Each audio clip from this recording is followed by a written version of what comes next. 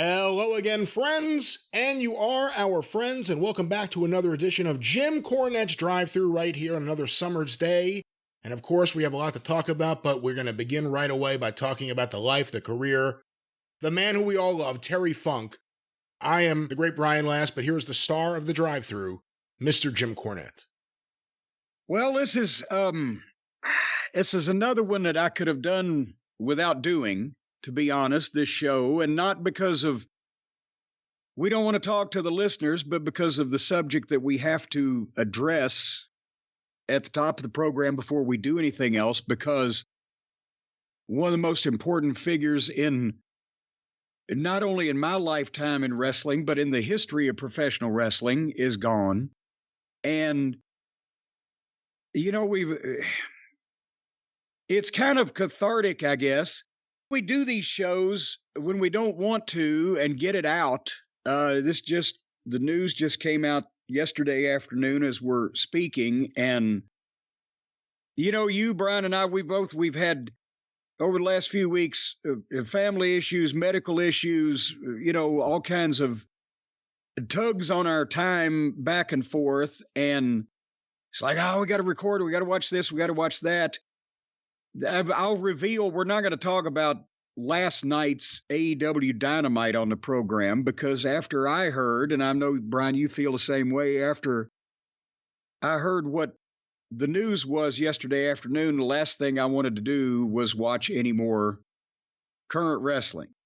So we'll pick up some of the things that we might normally do on this program on the experience in a few days, however long it takes us. But as you said, Terry Funk passed away. He was 79 years old.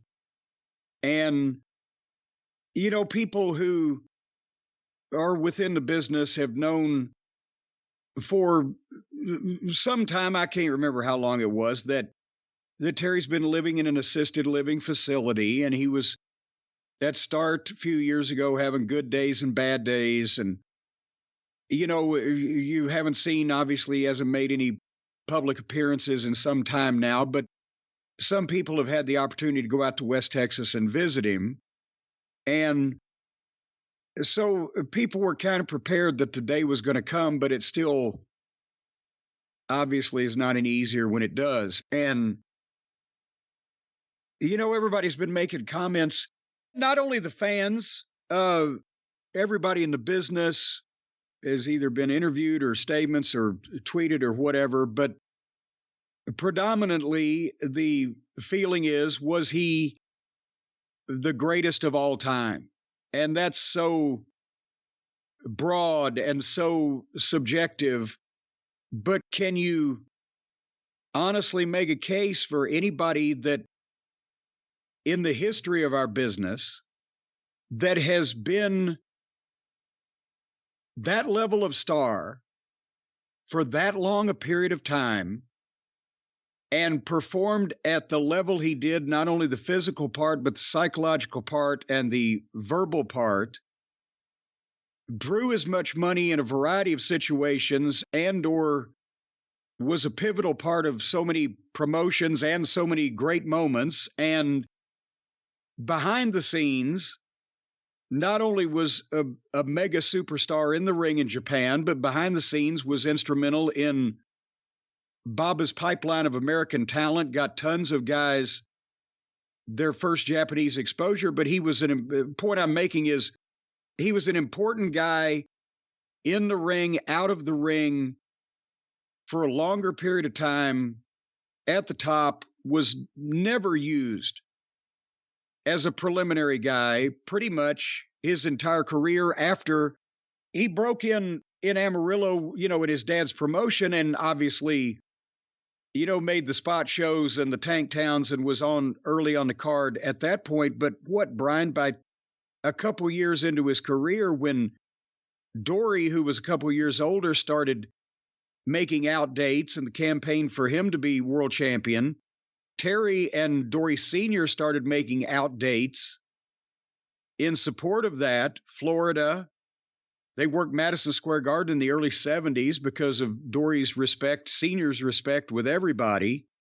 So was there was there ever anybody that came along and after an initial period of breaking in as a rookie, he was a main event featured guy in every promotion, everywhere he ever went, multiple places around the world. And for that long, we're talking the late 60s for the next 50 years. You know, even beyond that, and that itself is an incredible achievement, something I tweeted out because I thought about it. Is there anyone else, especially with that longevity, who just about every single night, because I can't think of examples where it didn't happen, stole the show of every event he was on? Everyone walked away. That guy, Terry Funk, was crazy, but he was really entertaining. Or I have to see this guy. I saw this promo. I have to see him. You talk to fans in Florida, and they talk about what a big deal it was when he would reappear on TV for a promo. They had to go down and see him. And I think Terry Funk is one of the first guys who, not that people dogged it, and you know that era better than me. I'm not saying that at all. But every night he went out of his way so that you were talking about him. Yeah, well, and it wasn't just bumps. No. It was everything. But there were those too. But there were those too. Oh, yeah. But it was the impression he made, and he could read a crowd, and he could, you know, I mean, we could be here all day. We probably will be. And we don't have anything better to talk about. But I go back to, again, you talk about must see. I've talked about it a million times, that match with Lawler in March 23rd, 1981, the Mid-South Coliseum. The thing is, I had seen some element of Terry. Obviously, we talked about this on one of the programs recently, but, you know, before video, I'd gotten to see him on the undercard of the Ali Inoki match when he went to a 30-minute Broadway with Jack Briscoe. The undercard was broadcast here from the Omni, the NWA promotion. I'd seen him in Paradise Alley. I told you earlier this morning, I went and saw Paradise Alley in the theaters in 1978 5 times. I may have been the person that doubled its box office take. It was a flop, but Terry Funk was sensational in the wrestling scenes and seeing Stevens do the turnbuckle bump, right? And all, you couldn't see that anywhere else because, you know, there was no home video yet. And when Terry won or lost the NWA title, rather, they showed that to Harley in 77 in Toronto. They even showed that on Memphis TV, only 3 or 4 minutes. But you got the, you know, the sense of him in the magazines. He was all over the place in the Japanese magazines. We just talked about Koichi passing away, Yoshizawa passing away. You know, I was able to see all those pictures of the matches he was having before I was able to see the matches, and then was able to get the tapes later. But point I was making is, you go back to that match with Lawler in 81, it was one of the, or maybe the single most impressive, incredible live performances from anybody that I've ever seen in wrestling. And I've said it wasn't, again, because of bumps, although the one camera from the Coliseum stands doesn't do it justice, because if we had high def and floor cameras and modern audio, the people were hearing, and you can still hear it on the audio, but the people are hearing him shriek and scream and calling Lawler a pig and squealing at him. And the people are able to say the blood is shooting out. Lawler got good juice. Lawler was never, he was never shy about getting juice, but you don't see him covered a lot. But he had the white tights and the blood shooting out of his head, and Funk is bleeding. And he's fucking, and his eyes are either wide or rolled back in his head, and everything he did. At that point in time, I'd been going to the matches for 7 years. I'd been a photographer for 5 years at ringside, weekly in Louisville, regularly in Lexington, weekly in Evansville. I'd been to the Omni. I'd been to see Southeastern Wrestling in Knoxville. I'd been to Indianapolis to see Dick the Bruiser shows. I had been a variety of places. And it fucking floored me. I was blown up after watching this fucking thing. And I wasn't as obviously as smart to the business then as I am now. So I went because I wanted to see Terry Funk versus Jerry Lawler. I'd not gotten to see. Funk had never been to Louisville at that point, ever. And he hadn't wrestled Lawler in Memphis in 76 when he was the NWA champion. So, and I knew the Japanese magazines are going to love the pictures, right? But what I saw now in hindsight, Funk was starting a program with Lawler.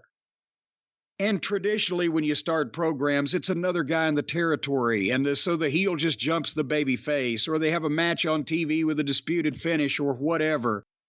And the guy's already over in the territory.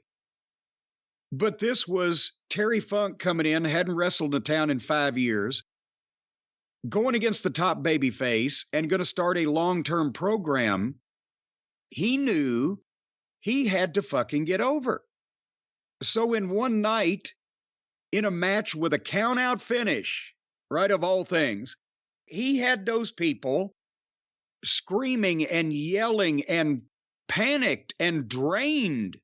And you can see on the videotape, it's on YouTube, that when Lawler finally takes the chair to Terry out on the floor and is just beating him like Paul Bunyan, and you hear the whack, whack of those big, heavy, padded Coliseum chairs were not comfortable. Like getting hit with a goddamn frozen fucking turkey. The people in the front row are the women, especially the girls. I knew some of them. They were smart to the business. They were backing up over the backs of their chairs with horror on their faces. It was a goddamn performance. And that instantly sold me as, again, one of the more jaded viewers, right? I was the biggest wrestling fan in the world, but I'd seen a lot of shit. I needed to see this fucking guy every time I could.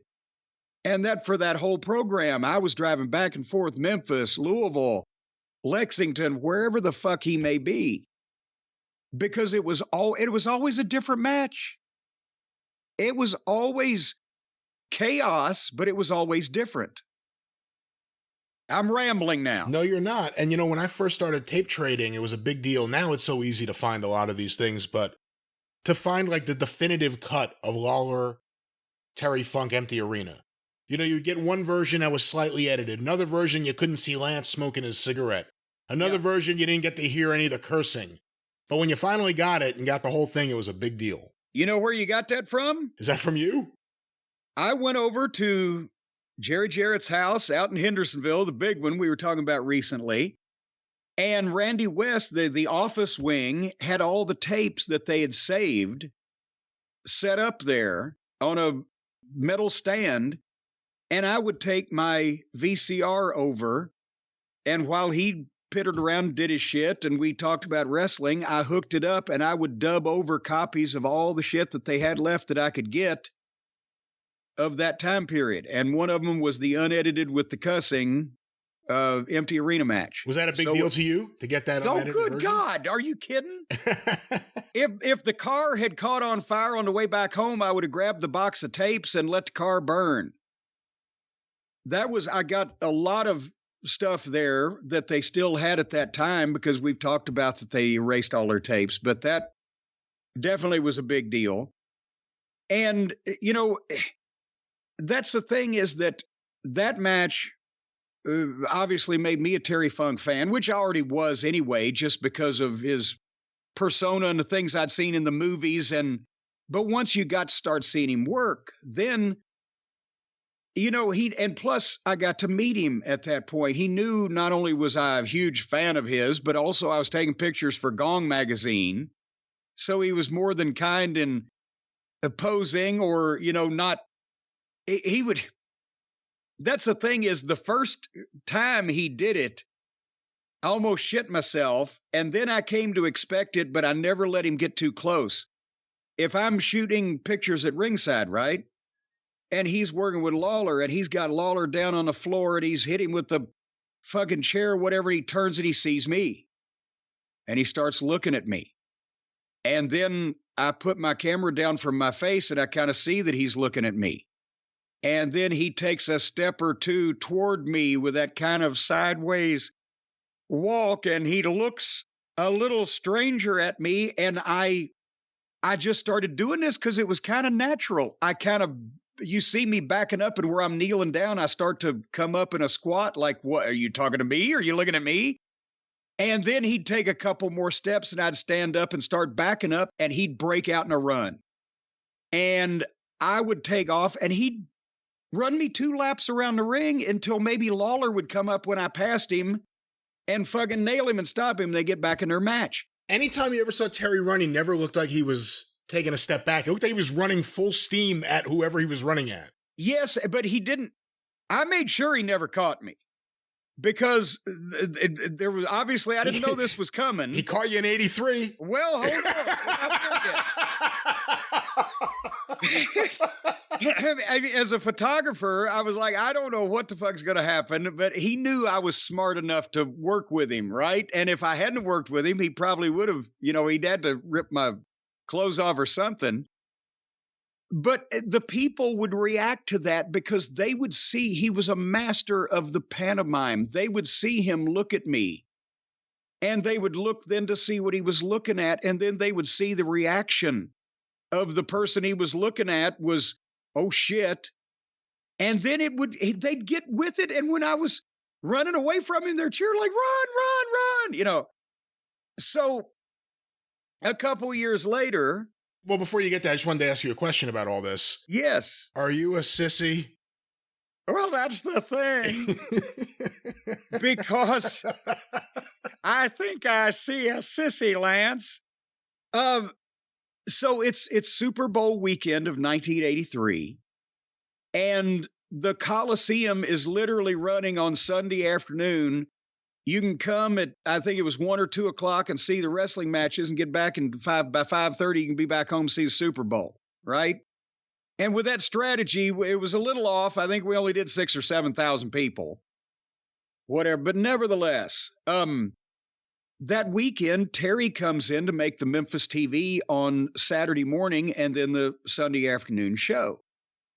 And now all the people remember the Lawler Funk battles, the empty Coliseum, the stabbing in the eye, the double juice, bloodbaths, the chaos, right? But now it's, oh, goddamn it, Jimmy Hart was managing, was it Bobby Eaton, Sweet Brown Sugar? No, he was on your side. He was on, well, not your side, their side. Yes. Bobby was involved. I think it was Sabu the Wild Man, who was really Coco Samoa before the modern Sabu. And another heel, whoever, it was Jimmy Hart's guys, against Lawler, and Coco Ware had switched babyface and left the First Family. And they bring in the special 6-man tag team partner, and it's Terry Funk. And they do the fucking confrontation with Lawler and Funk on TV where, you don't know whether they're going to fight or not. Coco's trying to be the peacemaker. He was just shitting himself being in between them, right? And Terry does a thing where I'm going to do whatever I need to do to hold up my word, Lawler, if you do the same. And I think maybe did they slap each other and whatever.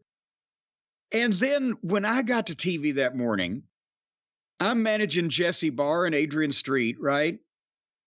But I see that Jesse Barr is in a 6-man tag with, I think, was it the Master Marauders, who was like, God, was it probably Jim Jameson and Tom Maley, or just local Memphis job guys? The Mass Marauder, like the matching suits, like the Purple Bombers, right? And Jesse Barr is their partner, and Jesse sees the goddamn lineup on the wall, and he thought, well, they're jobbing me out. I'm teaming up with 2 job guys against Lawler and Funk and Coco Ware. They're jobbing me out. What the fuck? I need to go ahead and give my notice. And he was freaked out about it. But it was all to get me on the other side of the fucking team, because they knew how much I loved Funk, and they wanted to rib me and fuck with me some kind of way.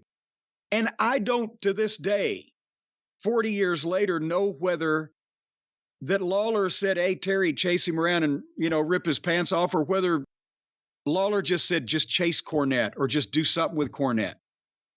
But the only thing I got was, hey, no, we're not going to beat Jesse. We're going to beat one of the Marauders. They got to be like 5 minutes, and then, they're going to do the promo or whatever. And so in the middle of the match, Funk has already done the promo about Jimmy Hart. I think Jimmy Hart's a sissy, Lance.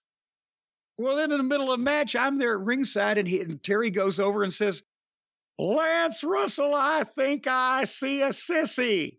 Well, he accuses Lance of being a sissy as well. Well, yeah, are you a sissy, Lance? No, Terry, I'm not. Well, I think I see a sissy. Well, hold on, I have this. Are you a sissy? And then there's a faster version. Are you a sissy? And here he comes. And I'm like, oh, shit. And it was the first time he got me. And then the second time I made it out of the building, I think. But nevertheless. I thought it was the other way. I thought you made it out the first time. That's right. The first time he starts chasing me. He chased me around the studio, and I didn't know what else to do. I just took out through the back door, right? At the back into the break room. It was so fast that the cameras were having a tough time capturing the chase. Yes, because I was legitimately scared. I didn't know what the fuck was going to go on here. So then I sneak back out while he's beating up and they're hitting these job guys with chairs in the head and whatever the fuck. And then boom, it's over. And then he sees me glance. I think I see a sissy again. And now that the match is over, he takes me around one way. And as I'm running Coco, the little weasel, he drops down and blocks me off. And I'm like, oh, shit. And I try to go in the ring. I turn left because Coco's in front of me. Terry's coming up behind me. And there's Jesse. He don't know what to fucking do. He don't know what's going on here. As I'm diving in head first, I give him my goddamn hands, and he's trying to pull me in the ring by my arms. And Terry later, in happier times, told me personally that this is what he used to do. His father told him or taught him to do this when a mark came in the ring and wanted to fight. What he did was, as I'm diving in the ring head first, he, without checking to see if I was wearing any underwear, put his hands in the pockets of my pants and fucking ripped them and peeled my pants right off of me in half. And Jesse's pulling me, and he pulls me right out of most of the pants there. I think they're around my fucking ankles or whatever, and I'm tripping and I'm rolling, and I roll out the other side, and I'm holding my pants up with my underwear on live television in front of 300,000 people, and off I run again. And it was, again, that was the biggest. And then your promo afterwards where you have the pant like duct taped like around. Oh, yeah, because it's the only pair of pants I had. I had to leave the television station and drive to Nashville, right? So I fucking put duct tape and taped the pants on, and we had like a 1.5-minute promo at the end of the show, and I came out and I screamed, "Funk!" And everybody in the back thought that I'd said, "Fuck!" But anyway, Funk, I can't believe you're my pants off, and I had to talk about Dundee because that was our issue. But nevertheless, so the point is, yes, Lawler was in charge of this segment, and they put me across from Terry because they knew not only was I a huge fan and they wanted to rib me, but also the reaction would be fantastic. And also, again, Terry knew what to do to get over because Jimmy Hart had been beaten up. I'd been beaten up on TV. If I took a bump or whatever, I mean, people would pop. But the chaos of the chases and the chair throwing and the I see a sissy and then the ripping the pants off and, seeing me depart in my underwear, that in 10 minutes, he got over for the audience watching Memphis television as strong as you possibly could. And the people in the studio are jumping up and down. By the end of it, he turned his ire again to Lance, and Lawler and Coco are holding him down. He's trying to lunge at Lance, going, "You're a sissy, Lance! Yeah, you're a sissy, Lance! I'm going to get you!" And he's trying to crawl away from them as they're holding him bodily, both of them. It was just, that was the thing. But he didn't have to be crazy all the time. Because when you think about it, at home in West Texas in the 60s, when he was a cute little bleach blonde-haired boy, he was a smiling baby face. You see the pictures. You put out a bunch of them from the Wrestling News Files. A smiling baby face in a cowboy outfit. But then when he'd make out dates, because it was more, that was a more apropos that he be a heel, especially when he's going around with his dad campaigning the Funk family for Dory to be the champion. And that's what he would do late 60s, early 70s.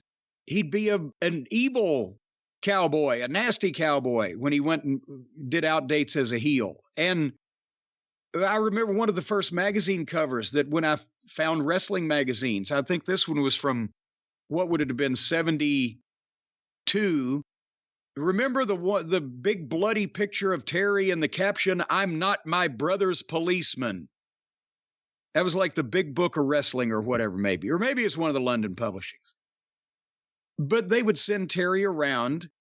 If you could, Terry would either be trying to collect a bounty on Dory's top challenger in the territory, or if you could beat Terry, then you could maybe get a shot at Dory, but he was going to try to stop you.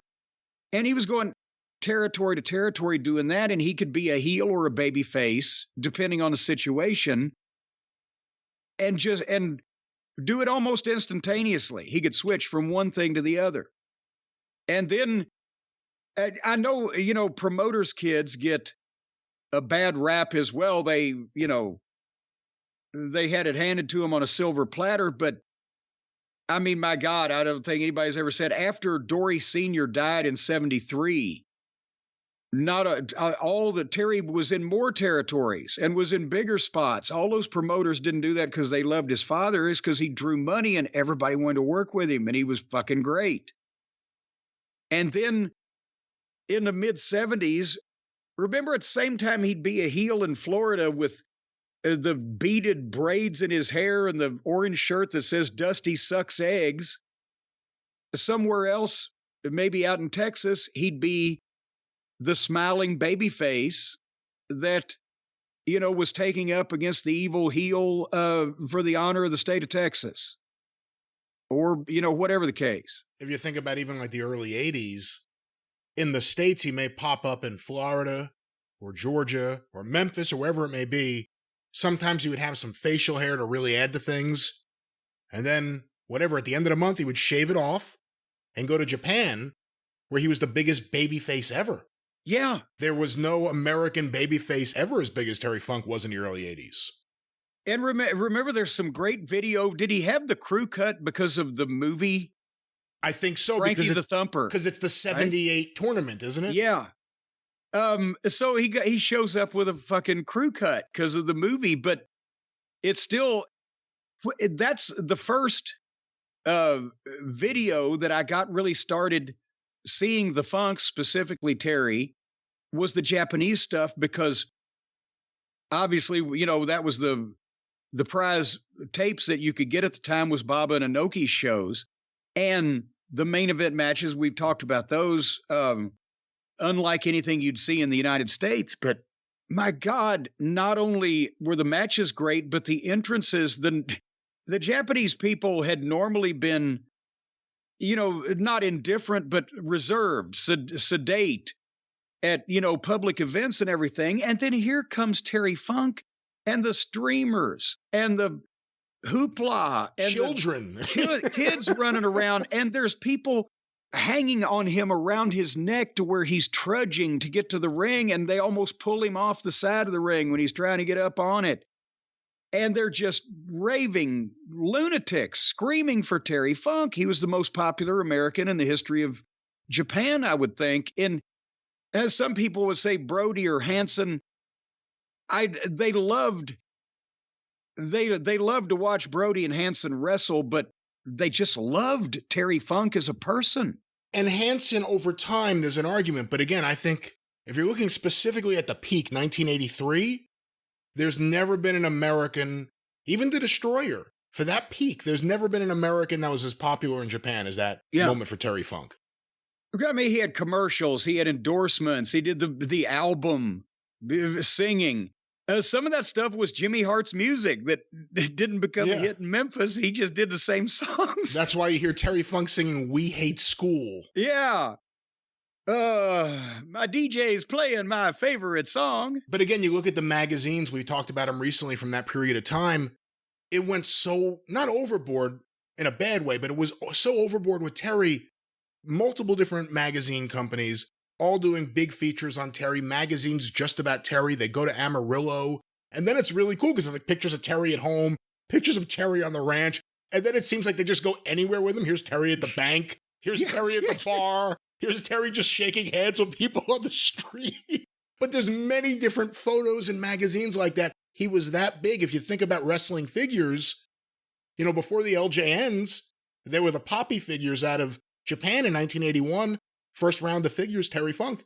He's in there. So when it goes back to the beginning of wrestling collectibles or figures, he's in the conversation. And you brought up Paradise Alley before. Think about what that would end up meaning in the long run. The relationship with Stallone leads to Hulk Hogan getting recommended for Rocky III. That changes wrestling forever. And as a matter of fact, Stallone, I think I've mentioned this before, the stuntmen on the movie, because they shot a lot of the scenes in West Texas. That's why Tommy Gilbert, who was wrestling as Johnny Starr at the time, not the Indianapolis Johnny Starr, he's in it. And isn't DiBiase in it? Stevens was there at Murdoch. And some of the stuntmen were making fun of wrestlers or wrestling or whatever. And Stallone shouted them down. He said, hey, these guys do what they do in one take with people on all four sides of them. So fuck off. But that's the thing with Terry in that movie. Instead of just being in the wrestling scenes, as some of our other favorites were, he actually got to play a part. And you know, he was the most interesting thing in the movie, to be quite honest. As we mentioned, it was not an Academy Award winner, but it appealed to the wrestling fans because of a slice of that time period. But think about this. In that time, Dory Sr. had passed away in 1973. Dory Jr. and Terry inherited the company. And obviously they had, oh, good Lord, what was their brother-in-law's name? Oh, shit. I know who you're talking about, too, and I don't remember his name. But he did a lot of the, you know, running of the company, but still their names were on it. But at the same time, Dory was had just lost the title in 1973. Terry would win it in 1975. And that's the thing. You look at Terry when he's wearing the NWA title belt and he's got the long velour robe on and the fucking headband and a normal head of hair. He was, 250 at that point? He was big. He had the size where he could hang with Harley Race and the other guys that he needed as champion, but he could still move around, but he looked more normal because he had to carry the belt. He was the champion. He couldn't be a psychopath. And he worked his world title matches as one of the best. He wasn't a technical wrestler like Dory was noted as being a technical wrestler and an amateur guy with an amateur background. You know, some of them would be known as technical wrestlers, but Terry could do the body slams, the suplexes, the backbreakers, the atomic drops, the pro wrestling drop kicks. He could do all that shit. And as champion, he worked a champion style, but then when that was done, he would morph back into his crazy psychopath heel or his, goofy, smiling, cheerful baby face until you piss him off, depending on what was needed. But then think about this. Again, I said he was 250 when he was NWA champion because you needed to have some size. But as he got older and leaned out, especially in the mid-'80s, that rangy, kind of halfway crooked physique that he had became what he was more known as. A lot of people wouldn't remember him as being the size he was in the 70s. Well, let's talk a little bit about the end of the 80s when he came to the NWA, because that may have been the best physical shape he was actually in for his whole career. Of course, he ends up hurting his back, but he was in great shape. He looked incredible. What do you remember about... Now, you weren't there when he first came back for Wrestle War. That was during your hiatus, correct?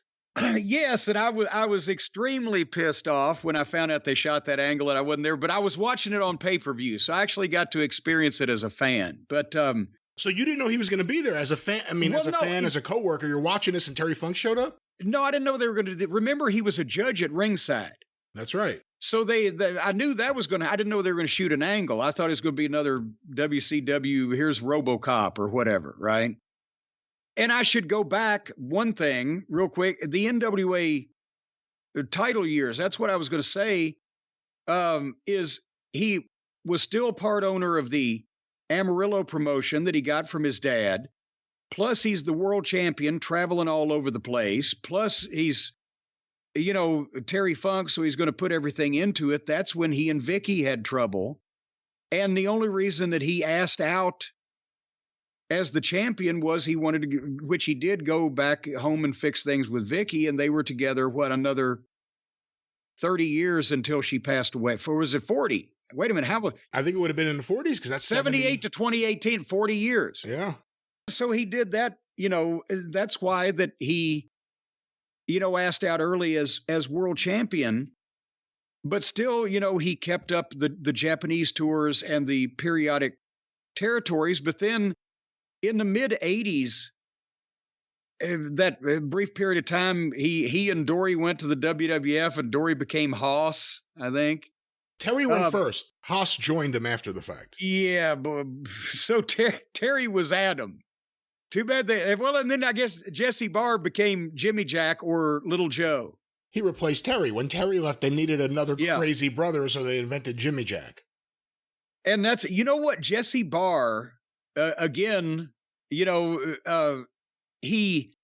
had the kind of the appearance of trying to work like Terry, but he wasn't Terry. A lot of guys did, though. Isn't that one of the biggest problems with Dick Slater? If you see Dick Slater after you saw Terry Funk, you see a guy doing an impersonation of Terry Funk? Well, yes, and that's what because Slater was trying to work like Terry Funk to the point where even people like Dusty and everybody would say, "God damn, Dickie, you're good on your own, baby, but you don't need." When Terry was champion and coming into Knoxville, and the tape wasn't good or whatever, they actually they put highlights up of Terry and had Slater do Terry's promo in a voiceover, and nobody knew the difference. But anyway, so through the mid 80s, he's, kept up the Japanese thing. He's done the brief stint in the WWF. He did a couple more movies, couple more TV shows, whatever. And then the final Flair and Steamboat match at Wrestle War 89 in Nashville was going to be, there were going to be judges at ringside because they went 2 out of 3 falls, but 58 minutes or whatever in New Orleans, right? Right. That was the night that George Scott, that cost him his job. Yeah. They did that in an empty building instead of the Superdome. So then they say, okay, if it goes to the time limit, we'll have judges at ringside. And that is, as you mentioned, we had just started our hiatus where we were getting away from George Scott. He got fired before we finished, but we needed a vacation. So the one NWA pay-per-view that I had missed since they'd started them, I'm sitting at home in Charlotte watching it on TV because I had to see the Flair and Steamboat match. And when Terry gets in and starts doing the interview afterwards and starts having words with Flair, I realized they're doing a fucking angle. Holy shit. And of course, it turned out to be not only a great angle, but that was the only Ric Flair versus Terry Funk was the only thing the WCW did in about an 18-month period that drew serious money at the gate and the pay-per-view buy rate. And so I was like, oh, shit, I missed it. But goddamn, at least we're coming back and he's still going to be there.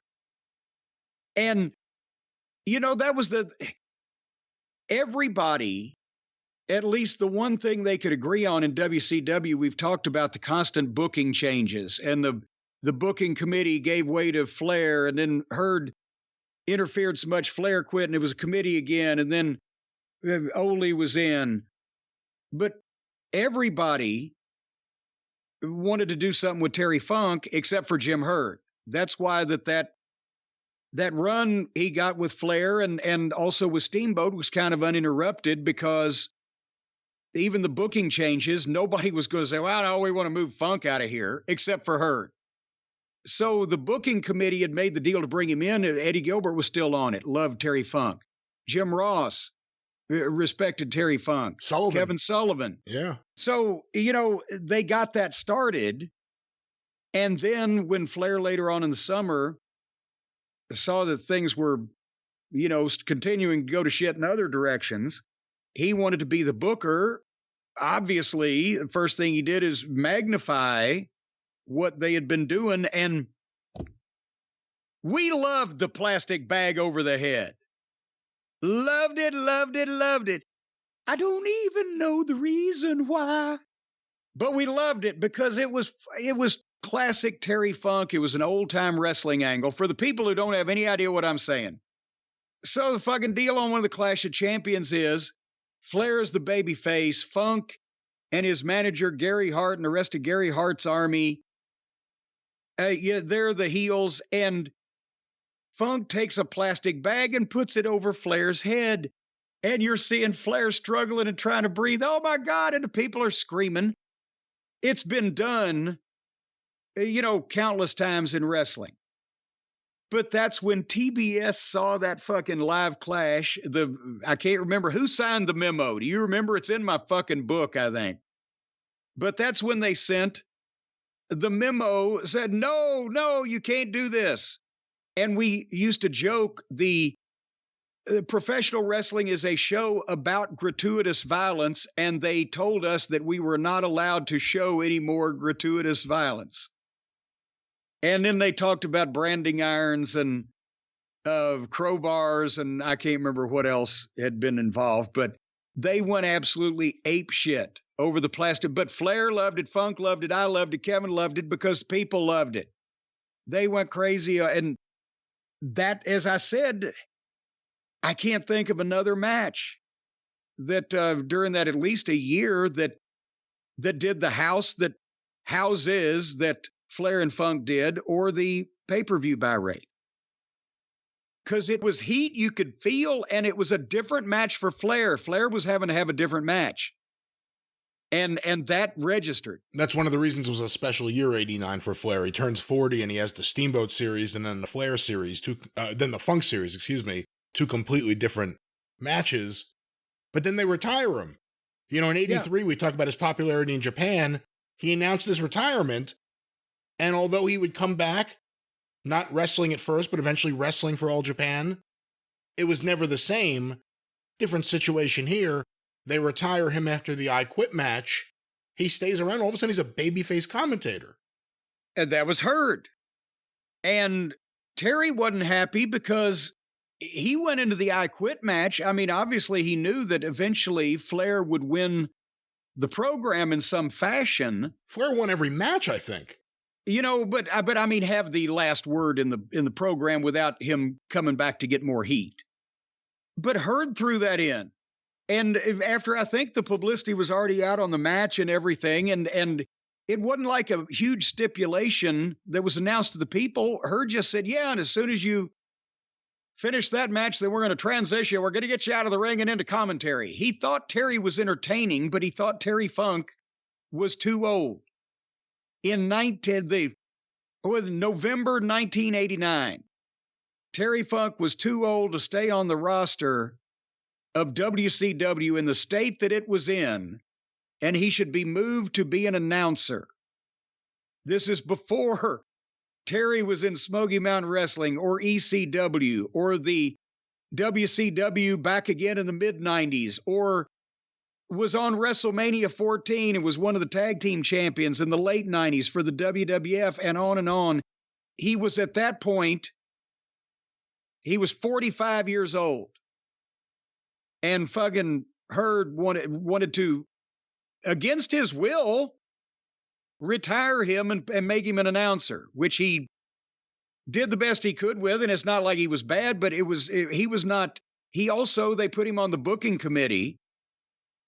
But since everybody had a side at that point and he was just trying to come in and do his work, nobody was really taking up for him. But yeah, that was the thing. 45 years old, it's Terry fucking Funk. And Herd was like, I gotta, But Herd always wanted to make people announcers. He wanted to make me an announcer. He wanted to make Funk an announcer. He was the first one that started paying the announcers as much or more as the boys. Because that's where his head was at. He was, oh, this is TV. You fucking idiot. You brought up winning the tag team titles. He was in the WWF, like you said, in the mid-'80s, first by himself. He had that Saturday night's main event match with Hogan, which was a great match. And then with Hoss Funk, including one of the better JYD matches of the era, that tag match at WrestleMania 2. That's one of the reasons he was working with JYD. They knew he can get something out of JYD every night. Not many people could. But he returns later on as Chainsaw Charlie. I was never a big fan of that because I loved Terry Funk and I saw the kind of work he was doing at that point in the 90s. I thought there was a better usage of him that was apparent, but they used him as Chainsaw Charlie. We've actually heard in the Cult of Cornette Facebook group and via email from some fans that was their first exposure to Terry Funk. And believe it or not, that made them fans of Terry Funk. Well, and I've never been able to get a straight answer because I've heard that Terry may have wanted to do something like this just in case they weren't serious. He didn't have his actual name on it. Because remember, we got to back up. He was going to be at Survivor Series 93, right? That's right. One of the masked knights. It was going to be for Jerry Lawler, but then Jerry Lawler had his scandal and left. So it was going to be Shawn Michaels returning, because he had been on hiatus, to lead the masked knights against Bret Hart and his brothers. And since the angle had been Lawler and the Hart family, they wanted to give some kind of oomph to the Knights, so they were going to have recognizable people. And Terry had agreed to be one of them, but then he found out he was going to get unmasked. And he was like, well, they're going to beat me and unmask me, and it's a one-shot deal. So he left the note on Vince's hotel room door. Sorry, Vince, had to go home and tend to my sick horse.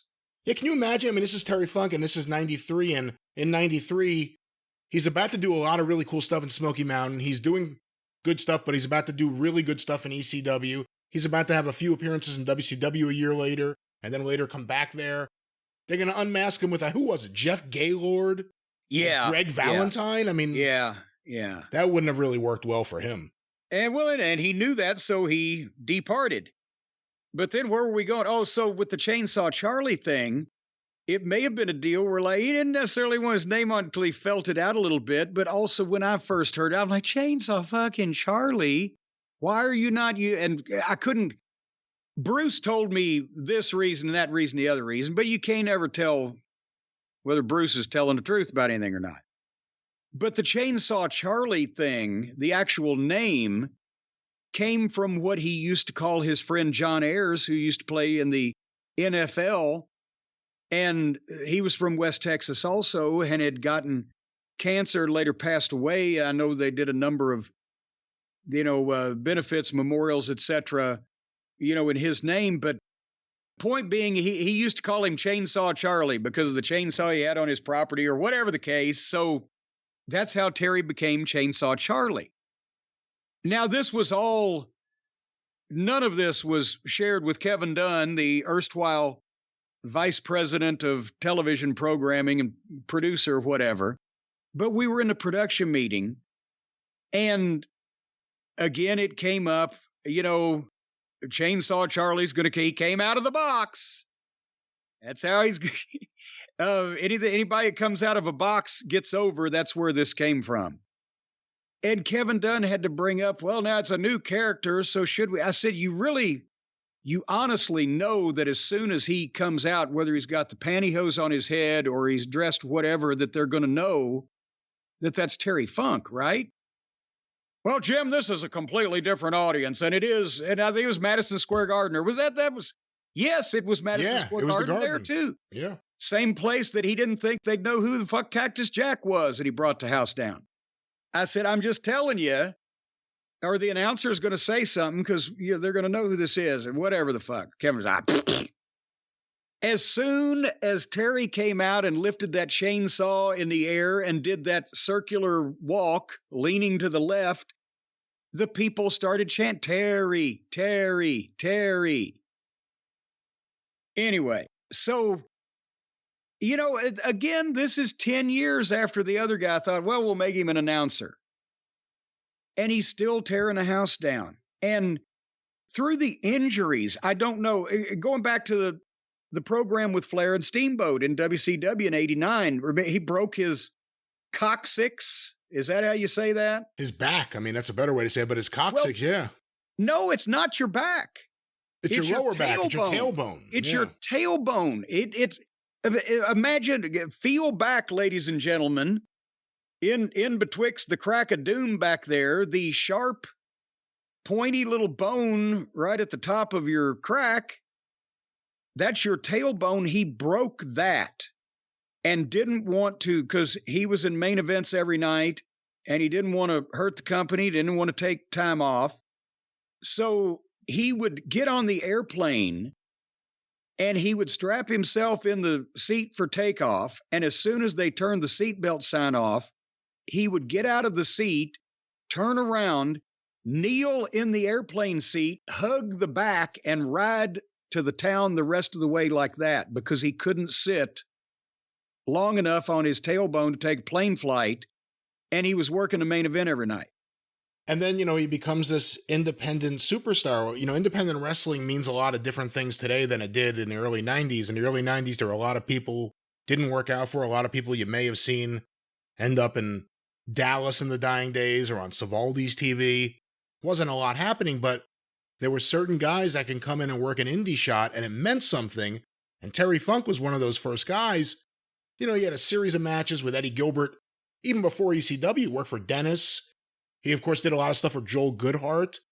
Terry was he was working for, He even did USWA. He was in the World Title Tournament, of course, or the Universal Title Tournament, Universal Champion.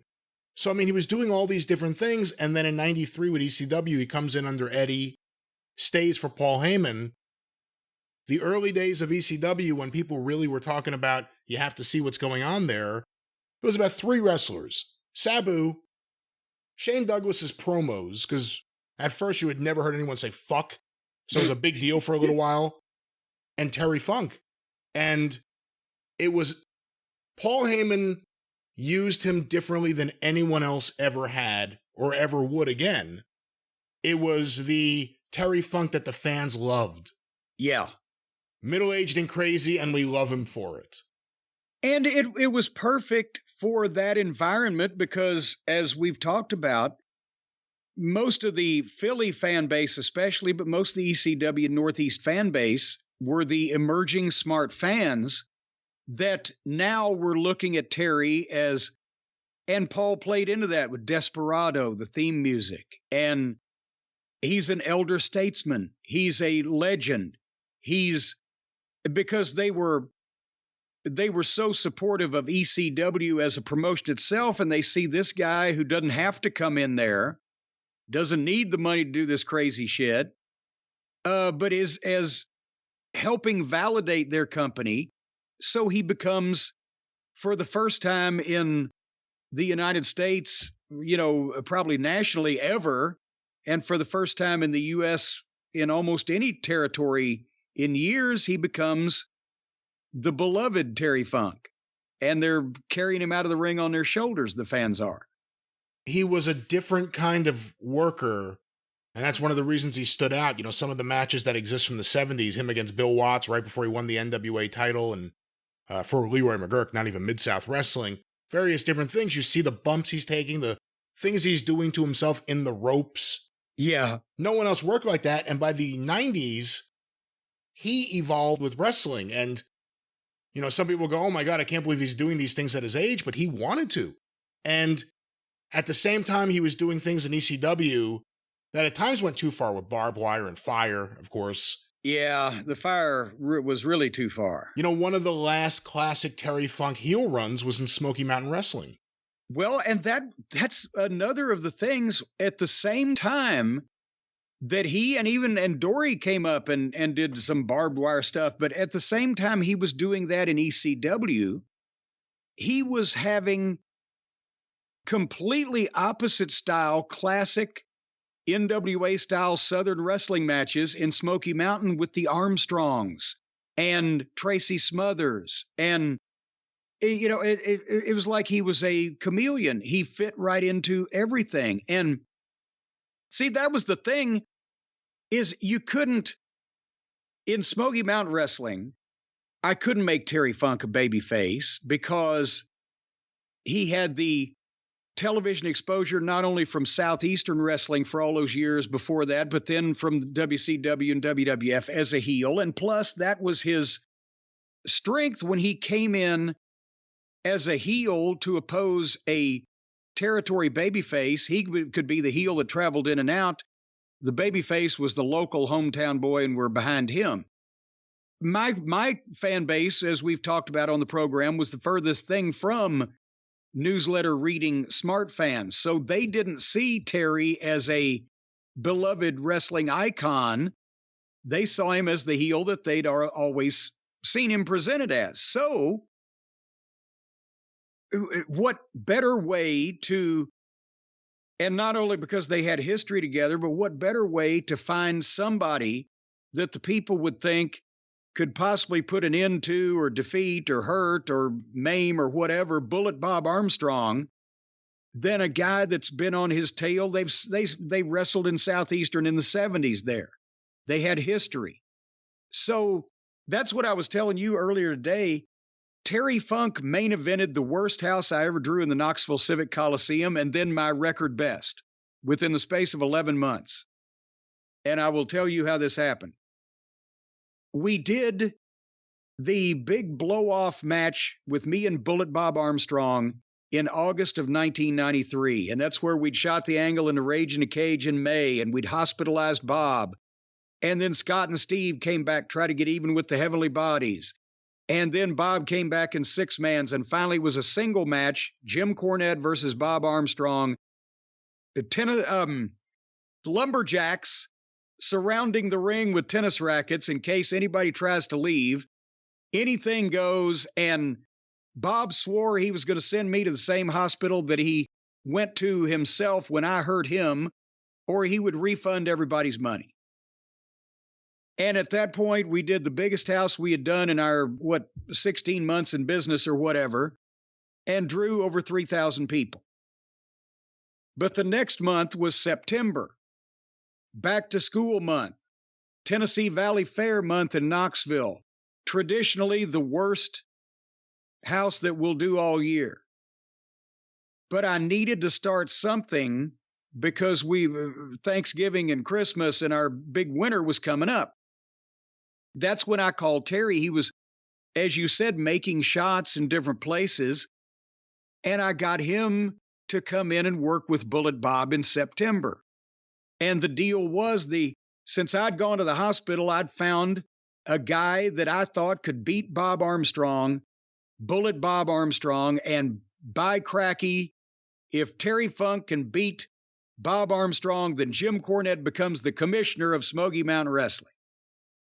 And here's the thing, I know, especially even better now than I did then, but I know that nobody wants to come and pay to see the heel get even with the babyface. That's ridiculous. Nobody wanted to pay to see, after they'd seen Bob send me to the hospital on a backboard and a bloody mess, they didn't want to see me get even with him. They'd seen what they wanted to see. But I had to start something. So in September, that show in the main event, from Bullet Bob against Jim Cornette drawing 3,000 to Bullet Bob versus Terry Funk drew 700 and something. But as I said, I had to start something. The psychology was off. Terry came in and he started the program by having a good match with Bob Armstrong, but by fucking him with the branding iron. And I believe, was that the one that Dory came, or was that the next time? I'm not sure. Anyway, point being, he fucked him with the branding iron. And that was the worst house we ever did in Knoxville. But by the following February, remember Sunday Bloody Sunday, the Texas death match between Bullet Bob and Terry Funk was on. It was a loaded card, but that was a feature match. And that show did $32,000.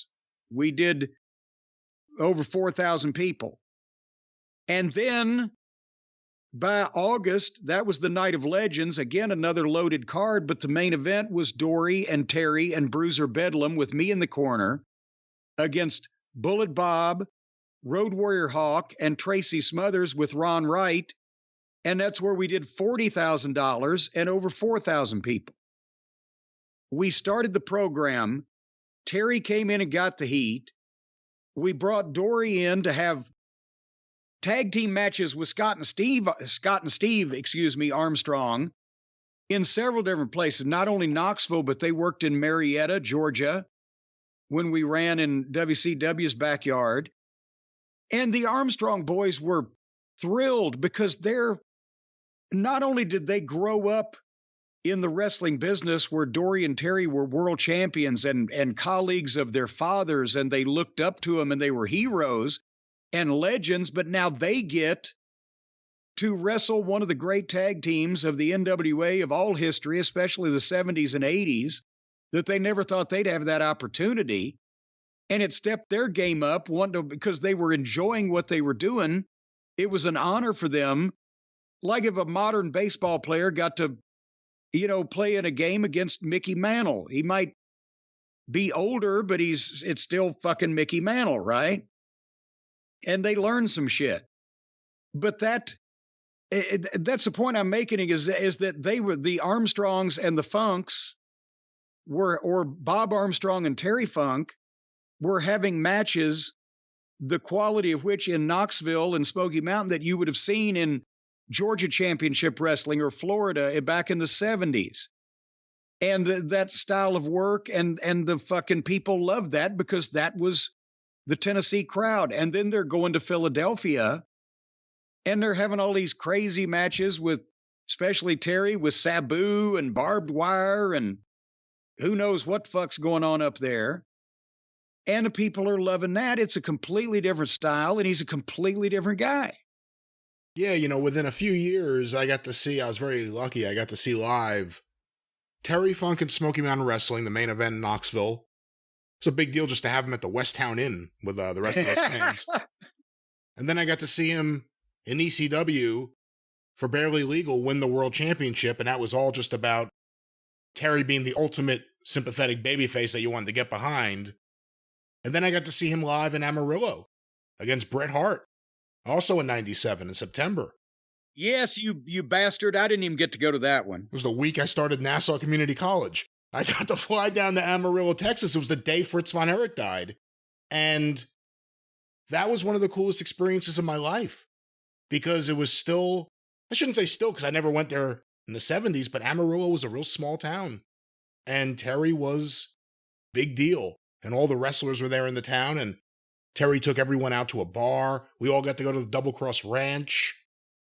And it was a really special show. And they say that Bret Hart, although WWF champion, wanted to put Terry over. He did. And Terry insisted that couldn't be the end.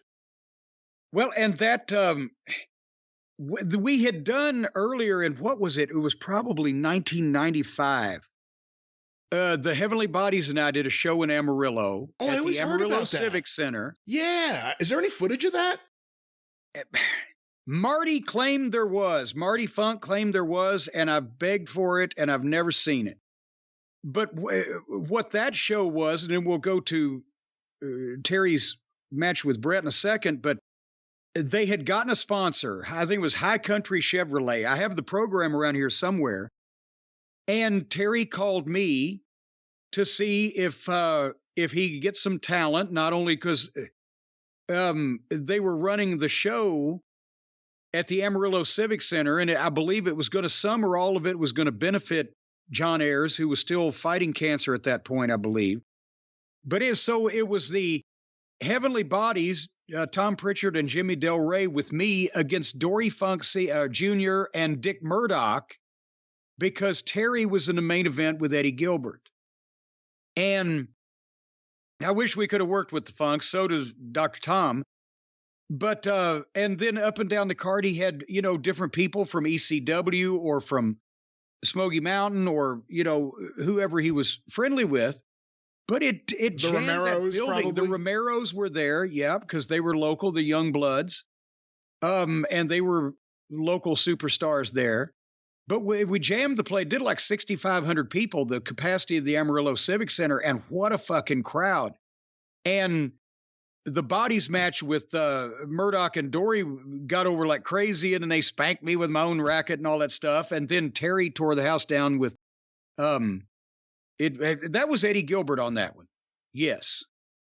I believe so. Terry and Eddie in the main event. I think it may have been 93 because that was in the middle of, like I said, Terry and Eddie had matches not just in ECW, but for different people. That's one of them that no one has seen.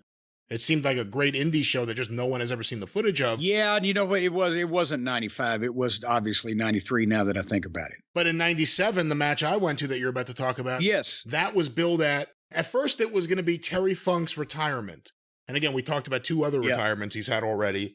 Then it was his retirement in Amarillo. And then it was celebrating 50 years of Funk in Amarillo. Yes. So I'm not exactly sure what the stipulation was. Well, I think he stuck to it that because he originally told me when I talked to him about the show, it's going to be my last match in Amarillo, Corny. But then they discovered that 97-47 Dory Funk Sr. made his first appearance in West Texas in December of 1947. And so they did the 50 Years of Funk tagline, which was more fun anyway. And I'm the one who booked Bret officially for that. Obviously, Terry Funk called Bret Hart on phone anytime he wanted, but I was doing the third-party booking, and I think they got some other guys. Terry had asked for a couple of people, I think, but specifically, Terry wanted to work with Bret, and Bret obviously said, my God, yes, to work a single match with Terry Funk and Amarillo, I would be pleased to. Bret's whole family came in.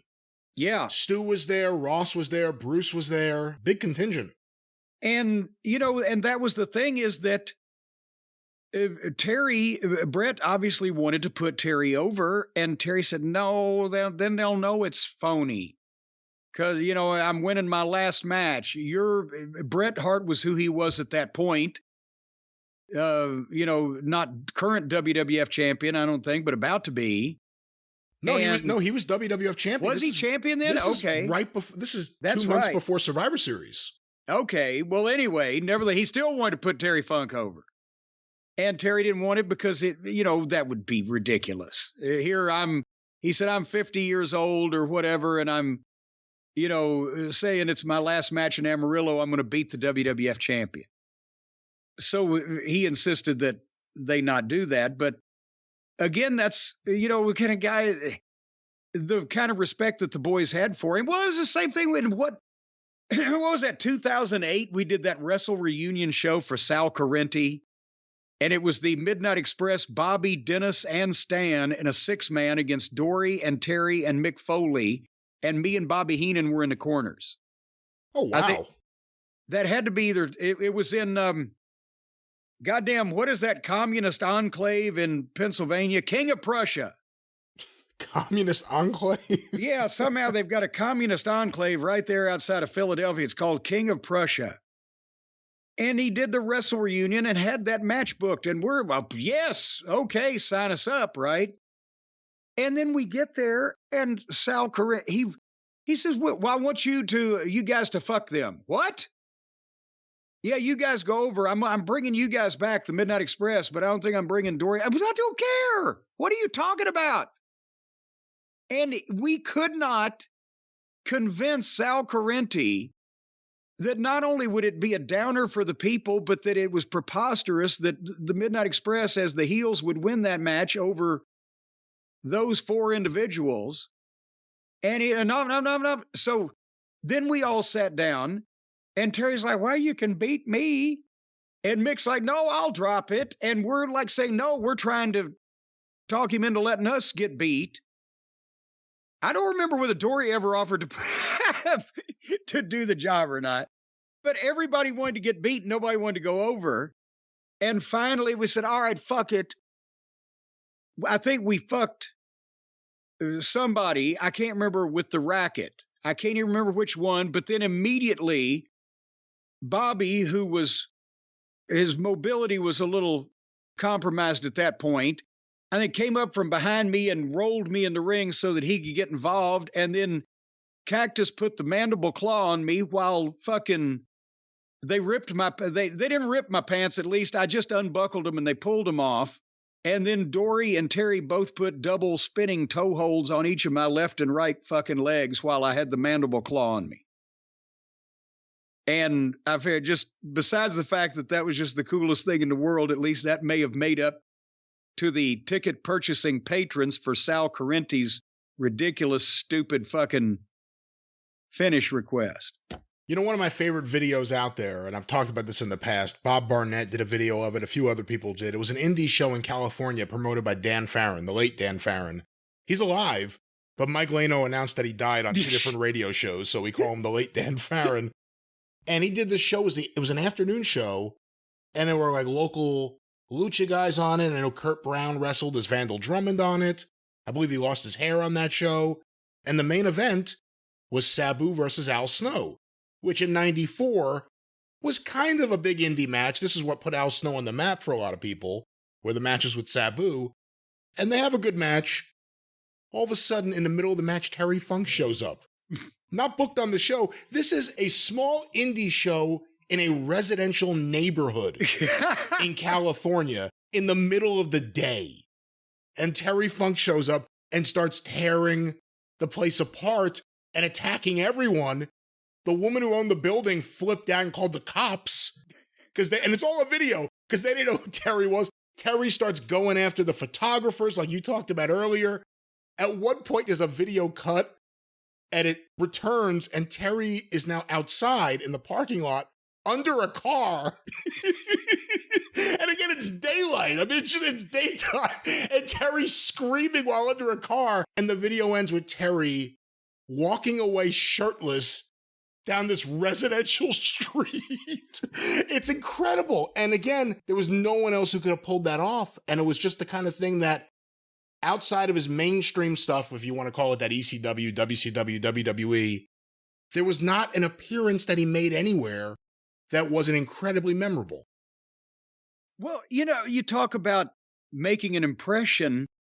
I've mentioned this. He's the only guy. I mean, back in the day, the fans, the male fans, grown adults that weren't smart to the wrestling business would run from the Sheik in the buildings, whether he had a snake or not.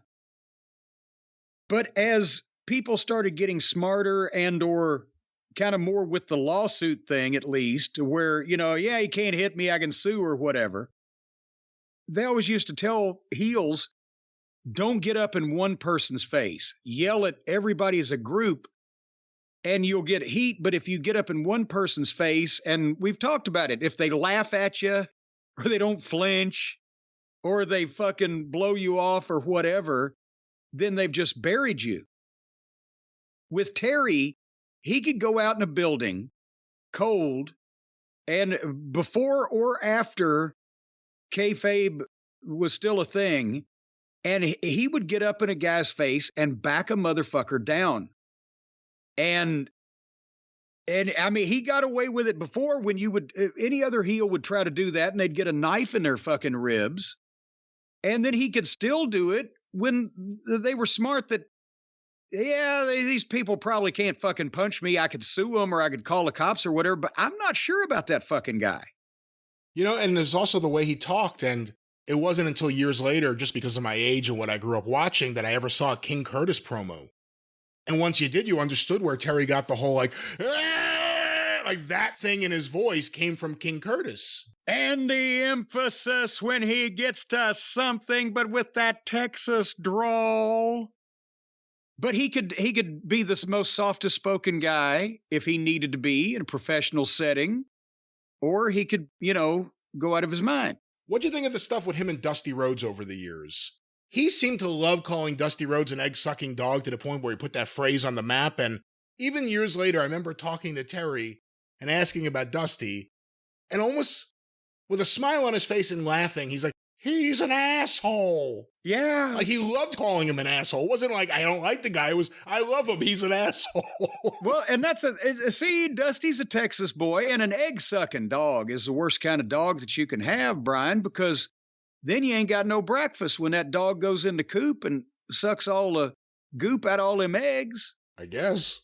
But that's, they had such a rivalry for so long and in so many different places again. And it was perfect complement of styles and talkers that could not only do the gimmick matches and stipulations, but talk people in the building. And, so I think there was obviously, they had probably more fun with each other than all but a few of the other people that Terry may have worked with.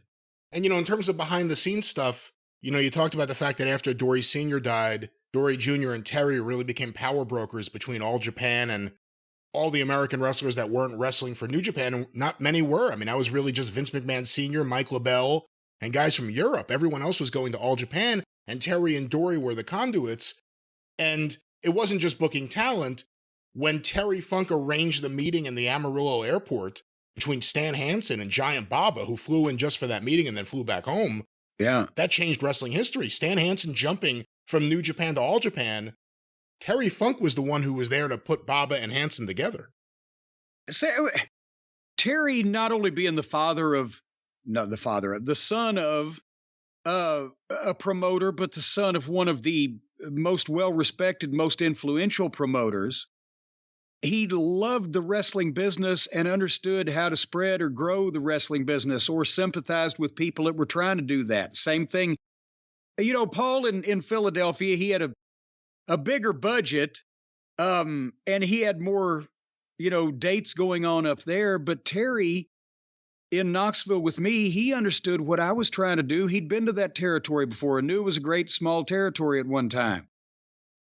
But also he just knew I was trying to establish something. And that's why I'll tell you, I paid Terry Funk $500 and a plane ticket from Amarillo, Texas, and a room at the West Town Inn to come to Knoxville for me. And he did it because he loved the wrestling business, and he understood and sympathized with people that wanted to grow it or spread it or establish it in different places. And Dory was even, because Amarillo to Knoxville, especially 30 years ago, he was flying all fucking day. And then had to fly all day to go back home or get anywhere else. And so he wasn't doing it for the pure profit of it. And Terry, a few times he gave me a break on if there was 2 or 3 days in a row, like when we did Knoxville, Barberville, and Marietta one time. And Dory was closer. Dory was down in Florida, but he and Marty both, I'll give them both credit, they came up a couple of times to do run-ins and appear at the time that Bruiser Bedlam worked with Randy Savage in Knoxville. Dory wasn't even booked, but they heard about the show and they said, well, we'll come up and do a run-in, because that was building later on that summer to the Night of Legends. So they both helped tremendously in helping me set up Smoky Mountain. And Terry knew it wasn't like, this is going to be a thing where Corny's going to call me and have me come in 10 days a month, nor would he have wanted to. And I'm going to make all this money. He was just helping me try to establish wrestling in a place that didn't have any at that point. And he understood the trials and tribulations of the business. And it was the same thing in Ring of Honor. You were there when Terry was there at the Hammerstein Ballroom, right? Remember, we had to get my cousin Alex to go pick up Terry in Midtown at the Hilton. That's right. And he was at one Hilton, and there was another Hilton across the street.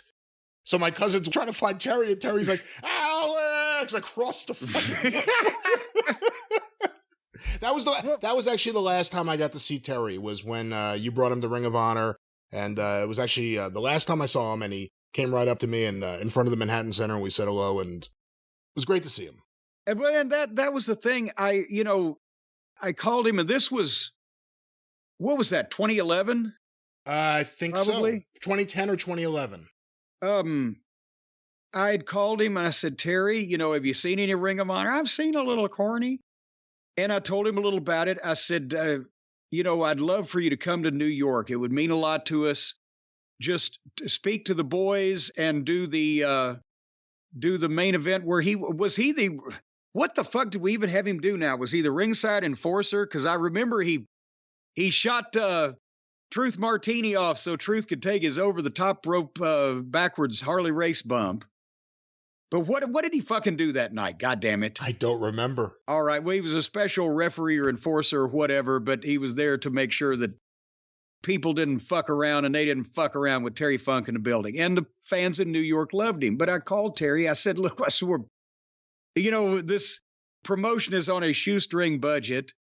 New York is our big town, but Kerry, the boss, is a ticket broker.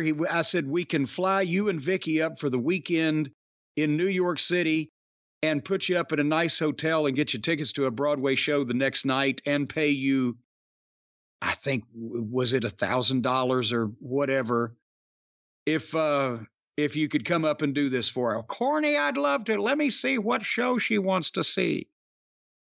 It'll be the Book of Mormon. Yeah. No, it wasn't the Book of Mormon. I'm trying to remember what the fuck. I think was it Jersey Boys? Was that a show or something like that? That was a big show, especially at that time. Yeah. But yeah, and Stacy, first thing she thought of when she heard, yesterday was, I remember Vicky was, because the Ring of Honor shows took a lot longer to get done with than the NWA shows of the 70s and 80s. And Stacy had gone outside, and there was Vicky sitting on the front steps of the Hammerstein. We're like, how long does this usually go? That's why I don't remember what happened that night. I think I left early. But they were commiserating as wrestling wives that they used to be able to get out of the building by 10:30, and now it's fucking midnight. Hey, when you think about his promos, and there were so many classic ones over the years, we talk about guys who were great promos. Terry was a great promo, and there are specific promos you listen to or look at, and you're like, wow, what a promo. Whether it was having the fake Ric Flair, or dumping the motor oil over his head, or saying that he has his fans in Florida while he had cornrows. There were all these amazing promos. And, I remember at Smoky Mountain when you brought him in, he just started one off just naming Bill, Brad, Brian, Steve, how many legitimate and illegitimate Armstrongs are there? In an era where everyone does scripted promos, or guys maybe get the ability to say what they want, but they don't know what to say or what to sell or what they're getting across or how to get it across, what made Terry so special, and what, if any, direction would anyone ever give Terry Funk for a promo? He would ask, for example, if he was coming in to work somewhere that he wasn't on a regular basis and didn't know everybody or have a long-term relationship, he would ask, well, what's this guy's deal? What's he done? What's he do? Just something about him. You can't just talk about somebody that you've never seen. He would want to know something about, a guy that he's talking about. But otherwise than that, the fucking information. What, am I selling a match? If so, where is it and when is it? What's the date and the place? Are there stipulations or not? And then, no, you didn't.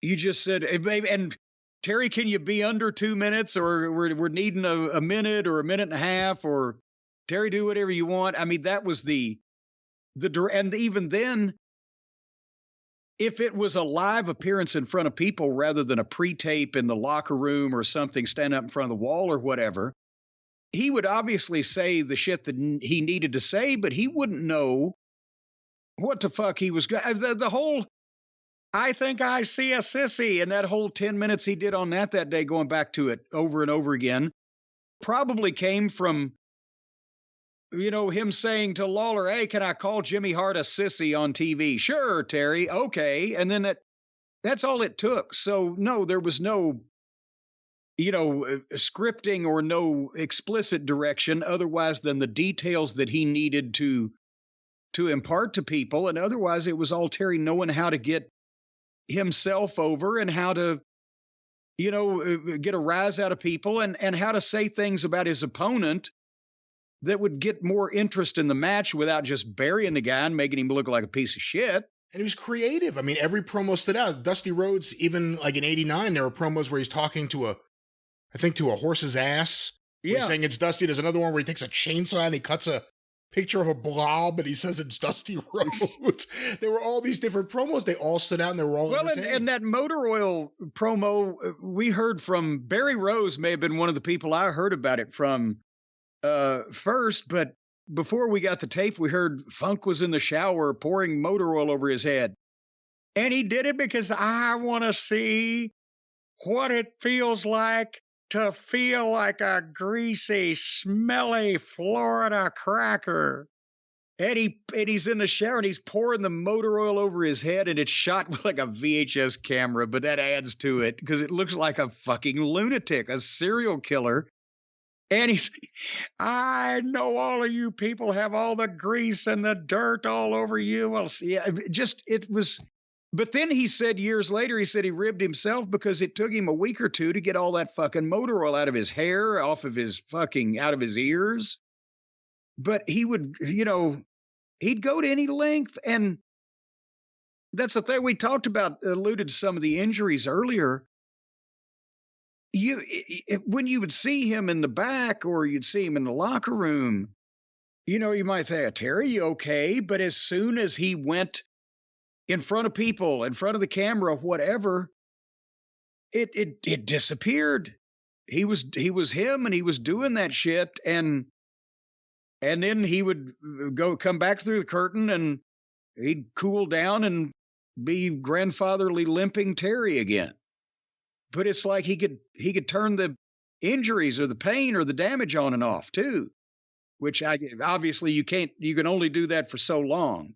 There was a promo we did once at Memphis. I don't even remember who all the participants were, but it was going to be like a 6-man tag match. It was him and someone and Tojo against Lawler and 2 other baby faces.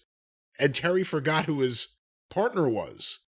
So he's talking about it, and I'll just say you as the other person. He goes, and it'll be me and Jim Cornette and that Japanese goof.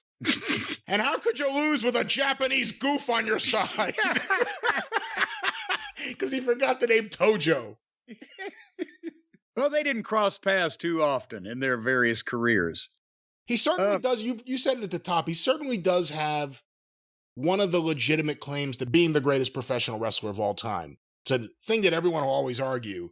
But if you want to talk about people who have legitimate arguments, he's up there on the list.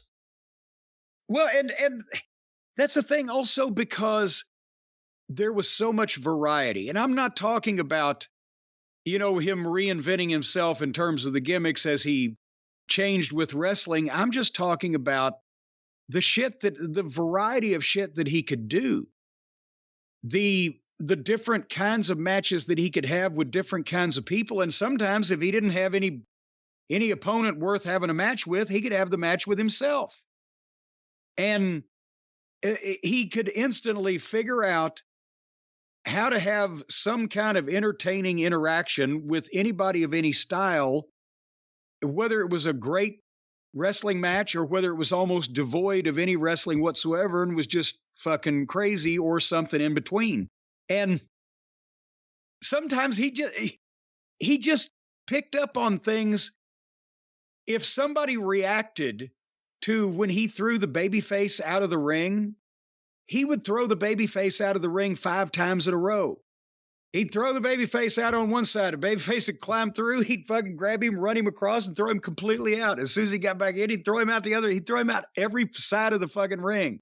Lawler said one time, he said, God damn it, Terry Funk throws me out of the ring more than anybody I've ever worked with in my life. But he would do whatever that particular crowd on that particular night, not even the same town every week, but just those people there right then. He could hear it. If something happened that they got up about, he'd do all kinds of more of it and just forget whatever might have been briefly discussed beforehand. When he went to the ring, he had a finish.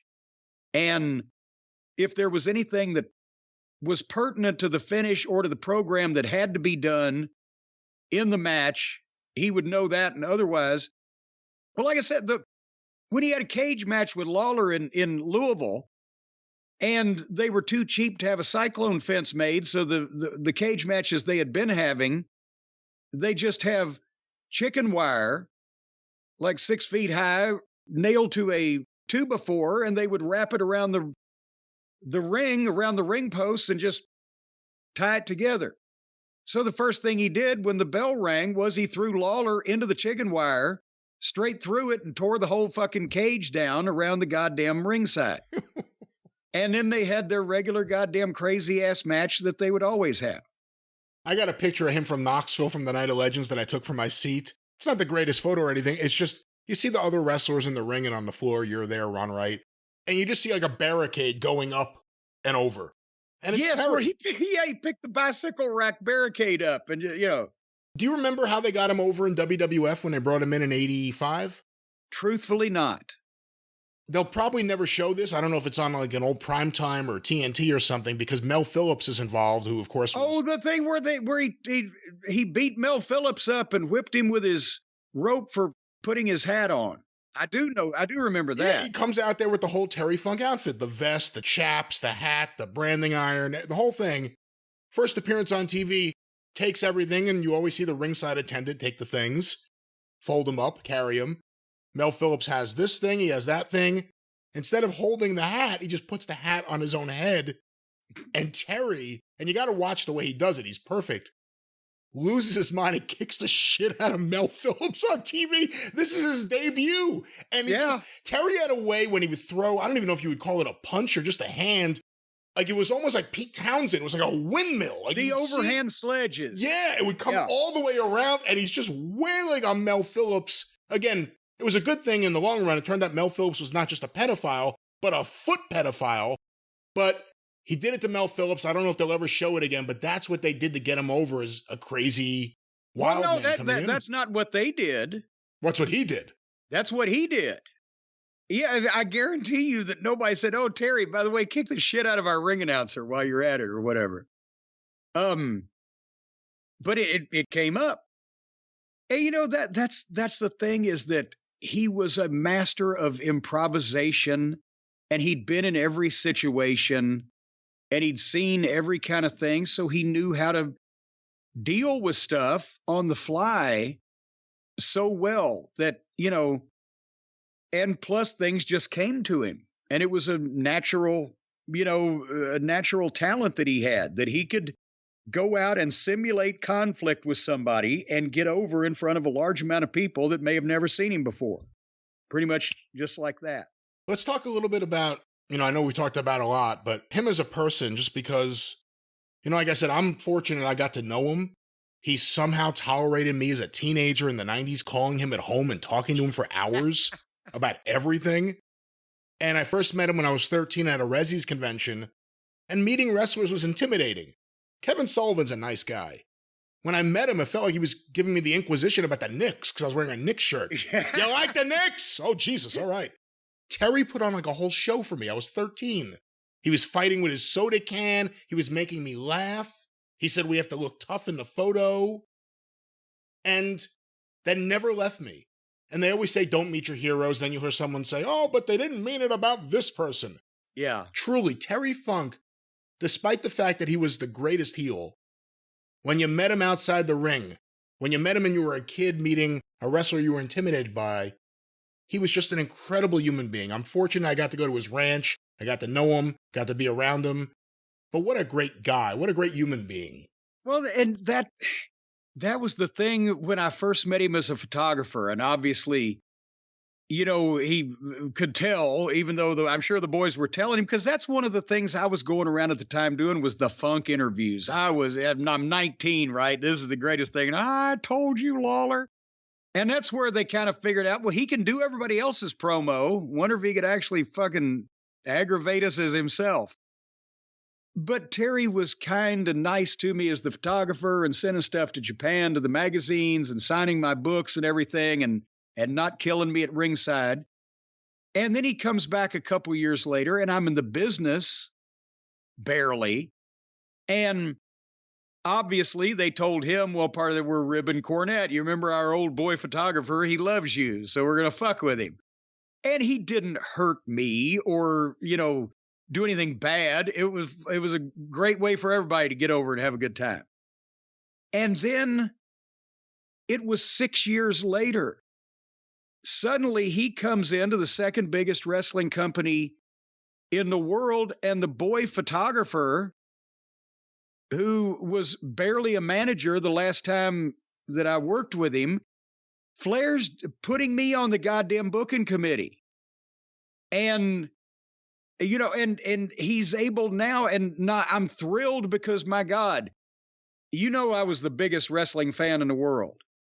And even though I'd been in business for a while at that point, still, Ric Flair has specifically asked me to be on the booking team of WCW, and he's working a program that I get to help book with fucking Terry Funk, who is now treating me. I mean, he's seen me on television. He knows I've been somewhere, but now he's treating me. He didn't have to. Like I belong there as a booker, you know, and it's like, oh, okay, Corny, we can do this or that or whatever.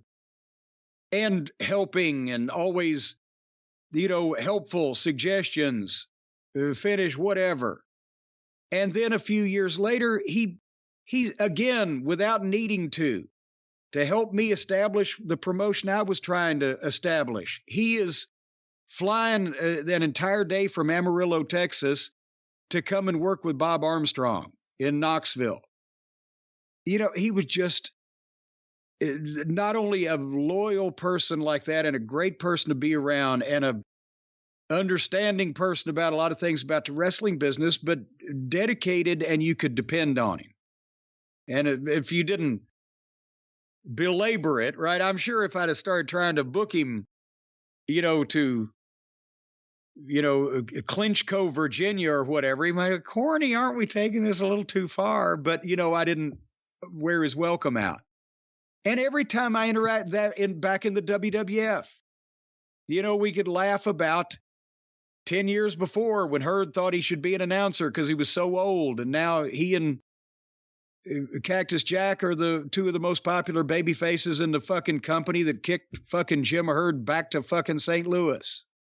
And Mick Foley should get a lot of credit for, as he was rising to fame, he always made sure to bring up Terry Funk and keep Terry Funk around so that a new generation of fans knew there was a connection there. Yeah. After all, Japan, and again, Terry's popularity never reached the levels it had in 1983, Terry was one of the people responsible for legitimizing and getting Atsushi Onita and FMW over. And he did a lot of those matches over there. And him and Mick went to work for Victor Quinones, and they did that big death match. What was that, 95? I think so. Kawasaki Stadium. And, you know, again, maybe not the style of wrestling I like. Obviously, Terry was doing it for a reason. Well, the reason was incredible amounts of money because didn't they have 40,000 people at that stadium or 35 or somewhere in that range? It was this packed stadium. I don't remember what the crowd was. Yeah, the point is, if you're going to have an exploding ring match, okay, if there's 40,000 people to watch it, I guess maybe, you know, if you're going to do it, that's the place to do it. And we talked about that. Much like with Mick, people have taken the takeaway from him with their superficial outlook is, oh, big bumps and a lot of blood and hardcore, overlooking the incredible verbal ability and the incredible intelligence that he has and the psychology of wrestling and the working ability of knowing how to sell and etc. Same thing. They said, well, Terry Funk did hardcore stuff too. Yeah, he invented a lot of it. And his shit drew, and he made it work. And then everybody else has said, okay, we'll ignore the wrestling talent and the psychology, and we'll just wrap ourselves in barbed wire and blow the ring up at 15 minutes. It's that superficial look at what he was doing, because just from seeing pictures or brief video clips without context, that now everybody thinks, well, it's easy to do. We can all do it. And that's why they all do it. But I guess, you know, in a less offensive and less dangerous way, you could say that about the Road Warriors, because they got over so strong. Everybody had to paint their face and wear a mohawk. It's more obnoxious when everybody's taking bumps and thumbtacks and setting themselves on fire. Well, of course, Terry Funk's career spanned many styles, and he did many different things, many different looks. He's one of the first chameleons in terms of, you would see a photo of him and you'd see another one a year later. Different hairstyle, different facial hair, different outfit, maybe wearing pants, maybe wearing trunks. You never knew what you were going to get. Oh, the long He wore those in the 90s. I first saw him when he came to Smoky Mountain. He wore them in ECW and then all the way through the WWF, but the long tights with the multicolored stripes around the leggings and everything, it kind of made him look different. And you talked about the different stuff he did. I've told this before, but I was there at ringside the first time he ever did the moonsault against Bob Armstrong in that Texas death match at Sunday, Bloody Sunday. And he sees the big crowd and said, okay, I'll try this. And had no idea he was going to do it. I didn't. And he puts Bob on this pile of chairs and then climbs up to the top rope. And I said, what in the fuck is he going to do? And he moonsaults off. And he told Bob, move. Well, Bob rolled in, but he's on all these fucking chairs. And Terry kind of went over him, grazed him a little bit. But I said, I leaned under the bottom rope. I said, Terry, what are you doing? He said, I don't know, Corny. He just got a wild hair up his ass, as Mama Cornette used to say. But he did that, like, well, I'll see what happens. Remember that image that so many people now look back at that, wow, it looks incredible. Pretty scary moment, all things considered, in ECW the summer of 94, where Terry asks for a chair. And it became a thing that had to stop. One of the few things ECW put their foot down about. Yes. Fans throwing chairs and just the ring would be littered with chairs. It started, I believe, the Funks versus Public Enemy. That's right. And he asked the people for a fucking, it's like when Ricky Morton used to ask the people in the front row, help me. And they'd come over with a fucking knife. He's give me a chair. And what was it like? Had to be 60, 70 chairs. Easily flew into the fucking ring, right? Yeah. And again, there are wrestlers in there. Public Enemy had it easy. They were on the ground. Terry Funk, the guy who called for the chair, he quickly had to start ducking and diving to avoid getting hit in the head with a chair. Yeah, that wouldn't have flown if it hadn't have been, what was the name of that building they were in? The ECW Arena? Oh, was that the arena? Okay. I was going to, if it had been, I didn't know whether it was New York and they were at the Elks Lodge or whatever, but if that had been any legitimate arena that you had to rent, like Louisville Gardens or Knoxville Civic Coliseum or the Atlanta Omni or whatever, they might have banned wrestling over that. It was bad enough because people could have got fucking hurt. But they were trying to help Terry Funk out. I guess we could sit here and talk about different. I'm sure I'll think of 5 different Terry Funk stories that I've not said here, or great examples of matches that I've, loved to watch, or the bumps that he took that nobody else could take, that I would even try to take one every once in a while when I was a manager and, it wouldn't work. But as much help as he helped me in Smoky Mountain. He gave me advice in WCW when he was tolerating me as the junior member of the booking team. But he helped me business-wise in Smoky Mountain. He helped Ring of Honor that time, as we mentioned. He made the WWF in the late 90s, for the period of time he was there, a lot more entertaining and or palatable for me, just to be able to see him there. And, I've been able to, from this guy that just, before I'd ever even met him in person, blew me away and made an impression on me to where I said this is a 5-star match, to be able to get to meet him and know him as a fan and then as a co-worker and or part-time manager wrestler relationship, and then on the Fan Fest circuit, whatever the case, all through these years, you don't think somebody like that's ever going to go away. They're always around in some form. And I realized with yesterday that we've almost, I will say almost as a qualifier, because there's few people still around and I want them to know I'm thinking of them, but we've lost almost everybody that got me interested as much as I was in wrestling to begin with a long time ago. And it's sad that those people, spread so much. They made more wrestling fans or made wrestling fans bigger fans because of what they did, or got the business over and expanded it. And the only thing, that we see lately is the business contracting. And with those people not around anymore, you wonder who's the next guy that's really going to make a lot of people watch whatever pro wrestling is called these days. And Terry was one of those, and there's not going to be any more of him.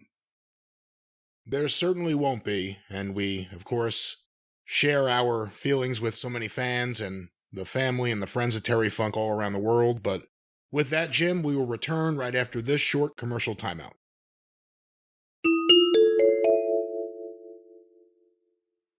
We return here with the drive-thru, and we have some good news for some of you out there. Jim, you're not reviewing Dynamite here today. Yes, I don't know whether I mentioned it or not. It's been a while since we started the program, but I didn't have the heart to watch what they do after this news. So we're going to try to cover would you call it the high points or the low points? Anything that caught anybody's attention, we'll cover that on the experience coming up this weekend. There certainly were a lot of high points, at least as high as Tony Khan gets this past Wednesday. But one thing I did want to ask you about in terms of AEW news, again, All In right around the corner. We're going to be reviewing that in a few days. The news that has come out, Chris Jericho's band Fozzy will be playing Wembley Stadium before 80+ thousand fans to play Judas. What do you think? Do you think they had him, or he had him switching babyface and the timing of all this was perfect so he could be a babyface and get Judas in front of a Woodstock level crowd? He'll be up there with the Rolling Stones and fucking Beatles now, 80,000 people to... Beatles never had that many. He could say he did more than the Beatles at Shea Stadium now. Yes, I've played in front of more people than the Beatles. But isn't that kind of like, fucking, what was the act they got at the Philly Bash, the Great American Bash in 86? Delbert McClinton. Delbert McClinton probably hadn't played in front of 15,000 people in a while at that point either. But I guess they want to make all the entrances a big deal. And of course, Chris has a soft spot for his Fuzzy band. And so I'm not surprised, no. At least he's a babyface. If they'd have done it when he was a heel, that would be the ultimate, we don't give a shit. We want to, because he's still the most popular heel in history because everybody sings his song. But at least now that he's a babyface, that's not so offensive. I don't think it would have stopped him. He was a heel coming out with everyone singing that song for the majority No, I'm of the saying time. it wouldn't have stopped him, but at least it's better now.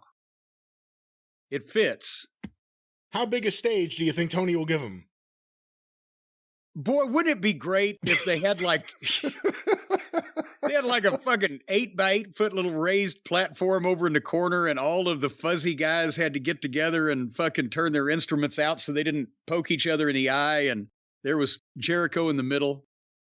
They'll probably have will they have the 80-foot inflatable penis that the Rolling Stones had on the Some Girls tour, or what will they do for this? No, there's a reason the Stones even retired the inflatable penis. I don't think they'll have that. Do you think Jericho will do any of his famous dance moves? Ooh, now he's got to have room to cut the rug, to lay some leather down. So maybe they can put him a tap floor out there, or they can, like Carol Channing and George Burns used to do when they do the sand dance. They sprinkle a little sand on the fucking stage, and he can do the old soft shoe. I see a lot of Carol Channing in the later period Chris Jericho work. Yeah, they're starting to resemble each other physically now that you think of it. See, I knew we'd get something out of this. All we had to do was meander around long enough that I could pup out with Carol Channing, and then the rest is gold from here on out.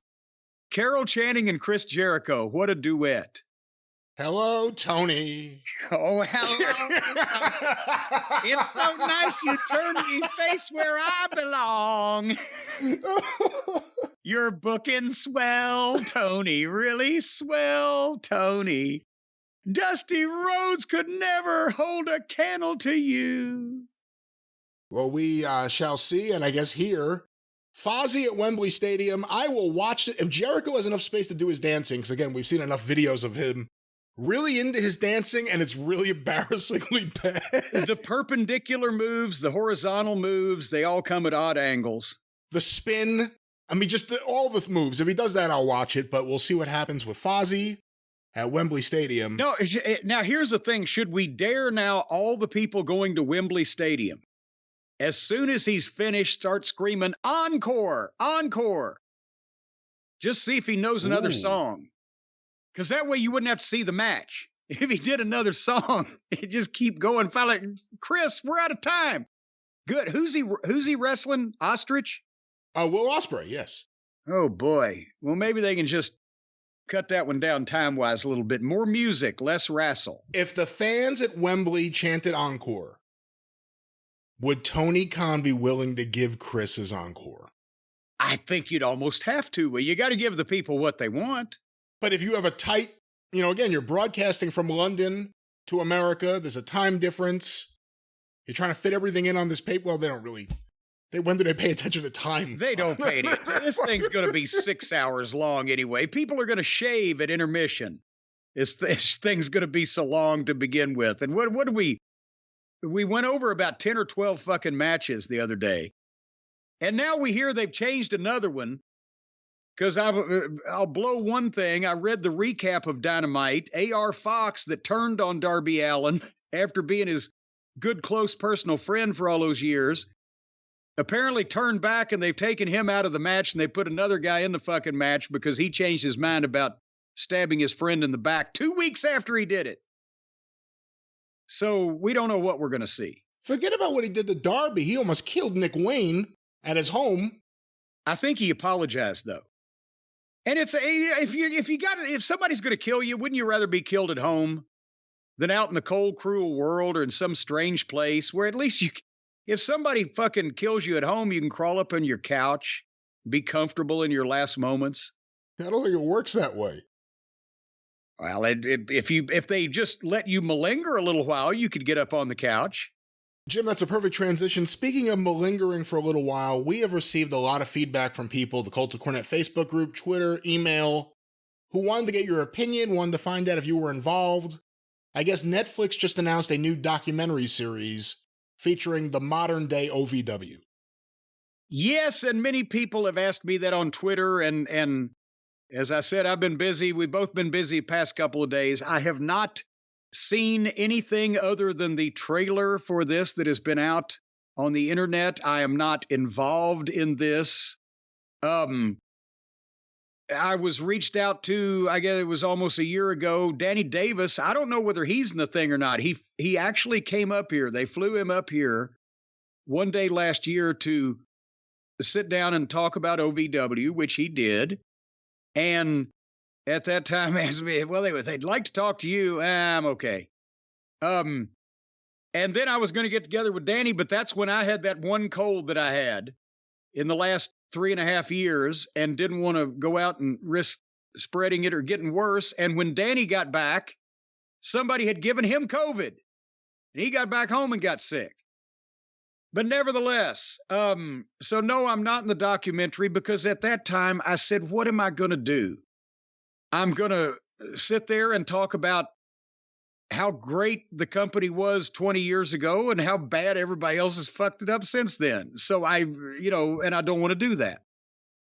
But so I don't know I've read the synopsis of the documentary. I believe there's a little dramatic effect going on there. Well, they have the summer to save this once great wrestling gym because the losses are staggering. Well, they shot it last summer and it's still around.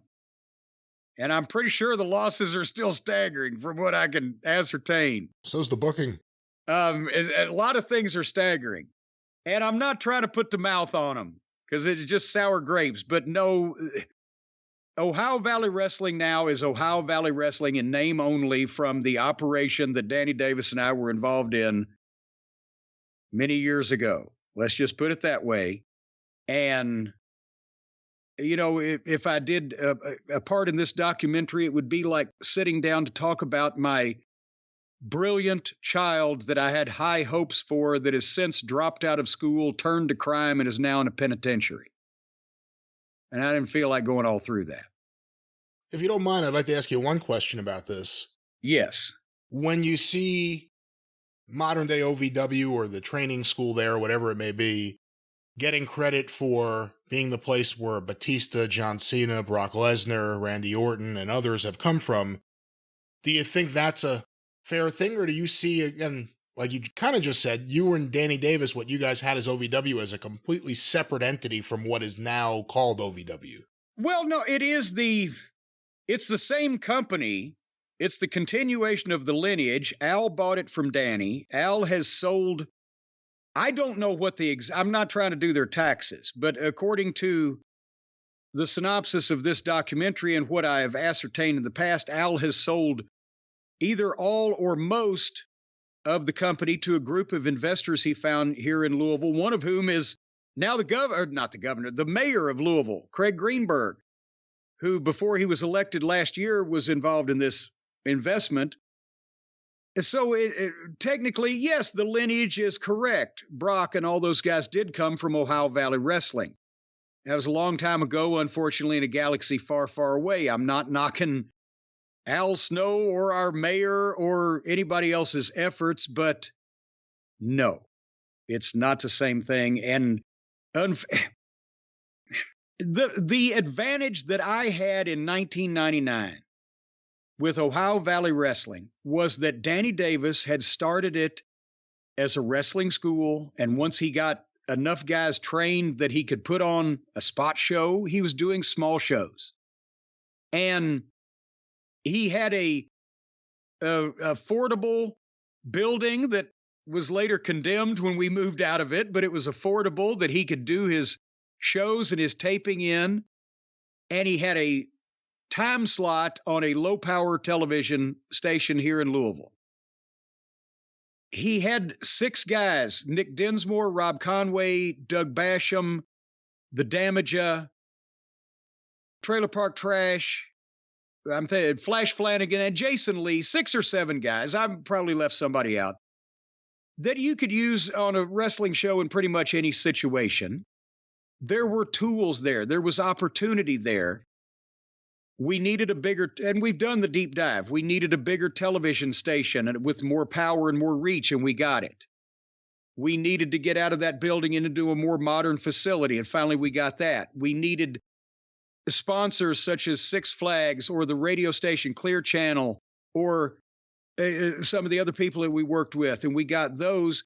But there was no reputation on OVW as being good, bad, or indifferent, because only the really diehard wrestling fans in town had seen it, and then we were just able to put it in front of more people, and there were more wrestling fans in Louisville that picked up on it when they knew it was here. Then we were able to upgrade the talent with the developmental deal, as well as when we got a better program together, we got guys wanting to be involved in that program and wanting to come here to train or to get experience. Then when we got the sponsors and the better coverage and et cetera, then everybody in town is seeing OVW, and there was nothing to stop them from saying, oh, this is good for local wrestling, rather than, oh, I remember when it was really good 20 years ago. Because now the problem is, even in the last years that Danny owned it, it went through situations. There was no experienced booker. There was a variety of bookers that thought they were bookers. And now, unfortunately, there's no access to talent, nor is there a lot of incentive for talent to come, because there's not a pipeline to a bigger company or the chance to work daily alongside veteran talent, great trainers, myself as booker, whatever the case. So it's a local wrestling school and a local wrestling promotion, still with the same name. But now, the point I was making is, it's being compared to what OVW was here by all the people in Louisville.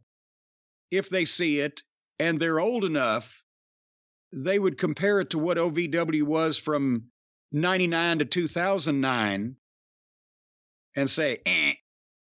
And if anybody new sees it, they're going, oh, fuck, we heard all kinds of great things about OVW, and this is what we're fucking looking at. So they're in kind of a no-win position.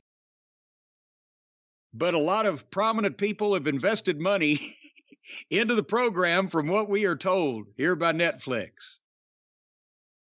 Well, we'll see what happens with their money and also this documentary series. But Jim... You know, for a while, touch and go, it's always a close shave, you know, when you're talking about wrestling. It certainly is. I was even going to say that so many of the great talents that you developed in OVW got brought up to the main roster and immediately told, you better shave that off your head, whatever it may be. Yeah, you know, they want to shave their heads. They want to shave their backs. They want to shave their chests. As a matter of fact, we used to have classes in how to shave your balls. Classes? Classes. What did I say? You said classes. You had classes in how to do that? We had classes. That's what I said. I thought that's what I said. Why did you repeat it? We had classes in how to shave you. Because think about this. What's going to happen if somebody hooks you over your head and grabs your tights and picks you up for a vertical suplex, and right as you're up in the air in front of the TV cameras, God and everybody, that hand pulls your tights down so your little tallywhacker flops out, and there's a goddamn Brillo pad surrounding not only Mr. Whacker, first name Tally, but also the twins underneath. You don't want all that mulch and undergrowth and the various crops to be exposed on television. You want people to have a nice, clean view of you. So we taught ball shaving. All right. That's correct. Tallywhacker, have you watched Porky's lately? No, not lately. But thankfully, folks, we had the finest personal grooming products known to man when we would conduct these ball shaving classes, courtesy of our friends at Manscaped. Because, again, you know, you set guys down in the chairs, and we had the little chairs, the little special chairs where they let your balls hang down. What chairs are those? I've never seen these chairs. They're the barber ball shaving chairs. See, you sit in it, you spread your legs, and it's got a V in the front where your balls can hang down so that somebody can come along with, for example, the Manscaped Platinum package involving the Lawnmower 4.0 trimmer, and they can take that lawnmower and they can just zip, zip, zip, and go right through there. So and then you learn how to do it yourself once you let the other guy do it a time or three. Well, you were involved with these classes. Where was this ball barber? Do they get down on their knees? How do they do this? Well, you know, they kind of get down on their hands and knees, and they go in a perpendicular motion across the front of all the people that are sitting in the V-shaped chairs with their balls hanging low so that the hair is easily accessible. And then once they finish with the Lawnmower 4.0, well, the next thing that a good ball barber is going to do is take the Weed Whacker ear and nose hair trimmer from the Manscaped Platinum package, and he's going to stick that up your nose and in your ears. And then you're going to be slicker than cum on a gold tooth in all of those orifices. And then, as a matter of fact, after they've cleaned your nose and your ear and your balls and your taint and potentially your crack and maybe done your sideburns, because the Lawnmower 4.0 does a heck of a job on the sideburns, then maybe if you get a good ball barber, they'll lather you up with the ultra premium body wash and the ultra premium 2-in-1 shampoo and conditioner, the ultra premium deodorant, and the crop preserver anti-chafing ball application stuff that they have. They have this at Manscaped in the Platinum Package 4.0, and every great ball barber, they stock themselves from Manscaped. So they're going to have this plethora of equipment here. How do you tip a ball barber? Well, just the tip only. Just the tip. That's not what I meant. Well, you asked, so I'm telling you. Just the tip.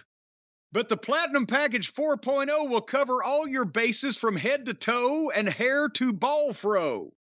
And get you away from all of that. That's what it says right here. And this is Hazel sent to us now. Would you stop incriminating people? She knows more about this than we do. Not the ball shaving, but the copy. The copy. The copy, yes. But anyway, what I'm trying to tell you is if you want to become your own ball barber, now most people, when they achieve a level of success, they want to go out and have their balls professionally done. But if I've you never would heard ra- that ever. Well, you haven't been successful enough yet to afford your own. You know, ball barbers don't come cheap.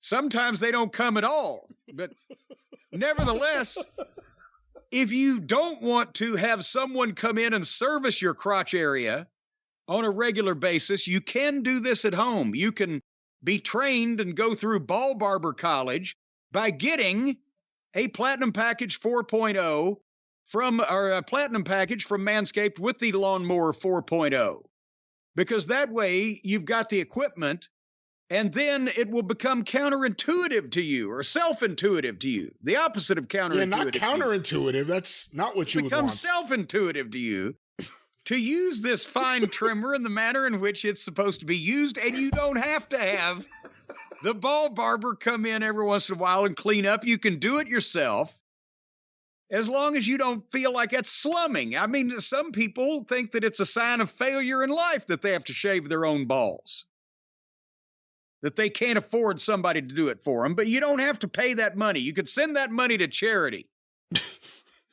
You could. Maybe this could be Brutus Beefcake's new gimmick and come back as the ball barber and take those big shears to the testicle region of jobbers that he beats. Sometimes that's what happens. You get one of these off-brand ball barbers with the big shears, and that's where self-nudification comes in. But anyway, if you'd rather be your own ball barber, folks, manscaped.com will fix you up. That's the point I'm trying to make, and you'll be clean and smooth and smelling fresh, and you won't have to go down to the ball barber college or the ball barber store, and you don't have to tip your ball barber. You can just save the money and send it to charity. Do something good with your ball money. And right now, speaking of ball money, if you go to manscaped.com and use the code DRIVE, D-R-I-V-E, you're going to get 20% off and free shipping. Not only the performance package or platinum package, it used to be the performance package, and then they upgraded it. Remember that? You don't remember that, do you? I remember that. Well, why didn't you say I remember that? I thought I did. It turned out I was on mute. Turned out you were muted. Well, it's not the performance package anymore. It's the platinum package, because the gold standard is no longer good enough. Now they're on platinum, and you can get 20% off that or anything else on the fine site manscaped.com if you use the code DRIVE when you check out. 20% off and free shipping. So there you're saving, but send that ball money to charity also. All right, well, that was the ball report. How much money do you give to balls each year? Well, I support Manscaped. I support our sponsors. I get some fine products from them. No, I mean, how much do you give to ball charities for people who don't have the money to have their balls shaven? I'm not aware of any of these charities. There are several institutions set up for people who need money to help get their balls shaved. Do you have any recommendations? I think the National Ball Hair Institute. Also, let's in Aspen? In Aspen. And then let's not forget over in Lincoln, Nebraska, there's the Pubic Hair Professional Association, or PUPA. We can never forget them, of course. Don't forget PUPA. No, I couldn't. Well, there's two. There's two organizations, so you did a better job than I thought you would. Two of many. Manscaped, once again, what was the promo code? Manscaped.com, use the code DRIVE. That's right, and let's drive over to some wrestling news and get your opinions and takes on a few things. I have here an interview with Tony Khan from The Hollywood Reporter. Here's the question. This next one is probably the trickiest question I have for you. Oh boy. Similar to Hollywood, wrestling is a business of stars. That also means big personalities, and at times clashes of personalities in their opinions and interests. There has been much talk in the wrestling business about the dislike and disagreements between some of your big stars, especially CM Punk and members of the Elite, Kenny Omega, the Young Bucks, Hangman Page, that led to a reported physical altercation last year. Some are concerned about what that means for locker room morale and AEW overall.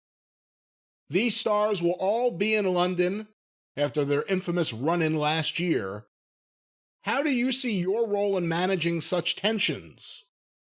Do you leave these things to the wrestlers to sort out? Or do you give any guidance or step in and draw a line? Any thoughts on the question? Boy, well worded. And Tony better have something to say for himself as a result of that. Now, let me guess. He's going to say a lot of words, and none of them are going to mean anything when you get to the end of it. The most important thing to me as the CEO is the wrestling fans. I'm a huge wrestling fan, and I try to think like a wrestling fan. I want the best wrestlers here in AEW. I want the best roster. And there may be some of them that don't get along with each other backstage or on TV. It's not ideal, but it's a reality, and I can't make everyone get along. I'm not sure it's necessary even in the best interest of pro wrestling for everyone to get along. But ideally, everyone is going to be able to focus on their matches and putting on the best shows for the fans. And I think that's what we've been doing. We've had really strong ratings, so even though wrestlers backstage hate each other and don't want to be friends with each other, I think we all agree this is a really exciting time for the company. And it's a really exciting time for the wrestling business and the wrestling fans. The building's on fire, but dinner smells great. There's a little more, but let me stop there because that was a bunch. What do you think of his initial comments?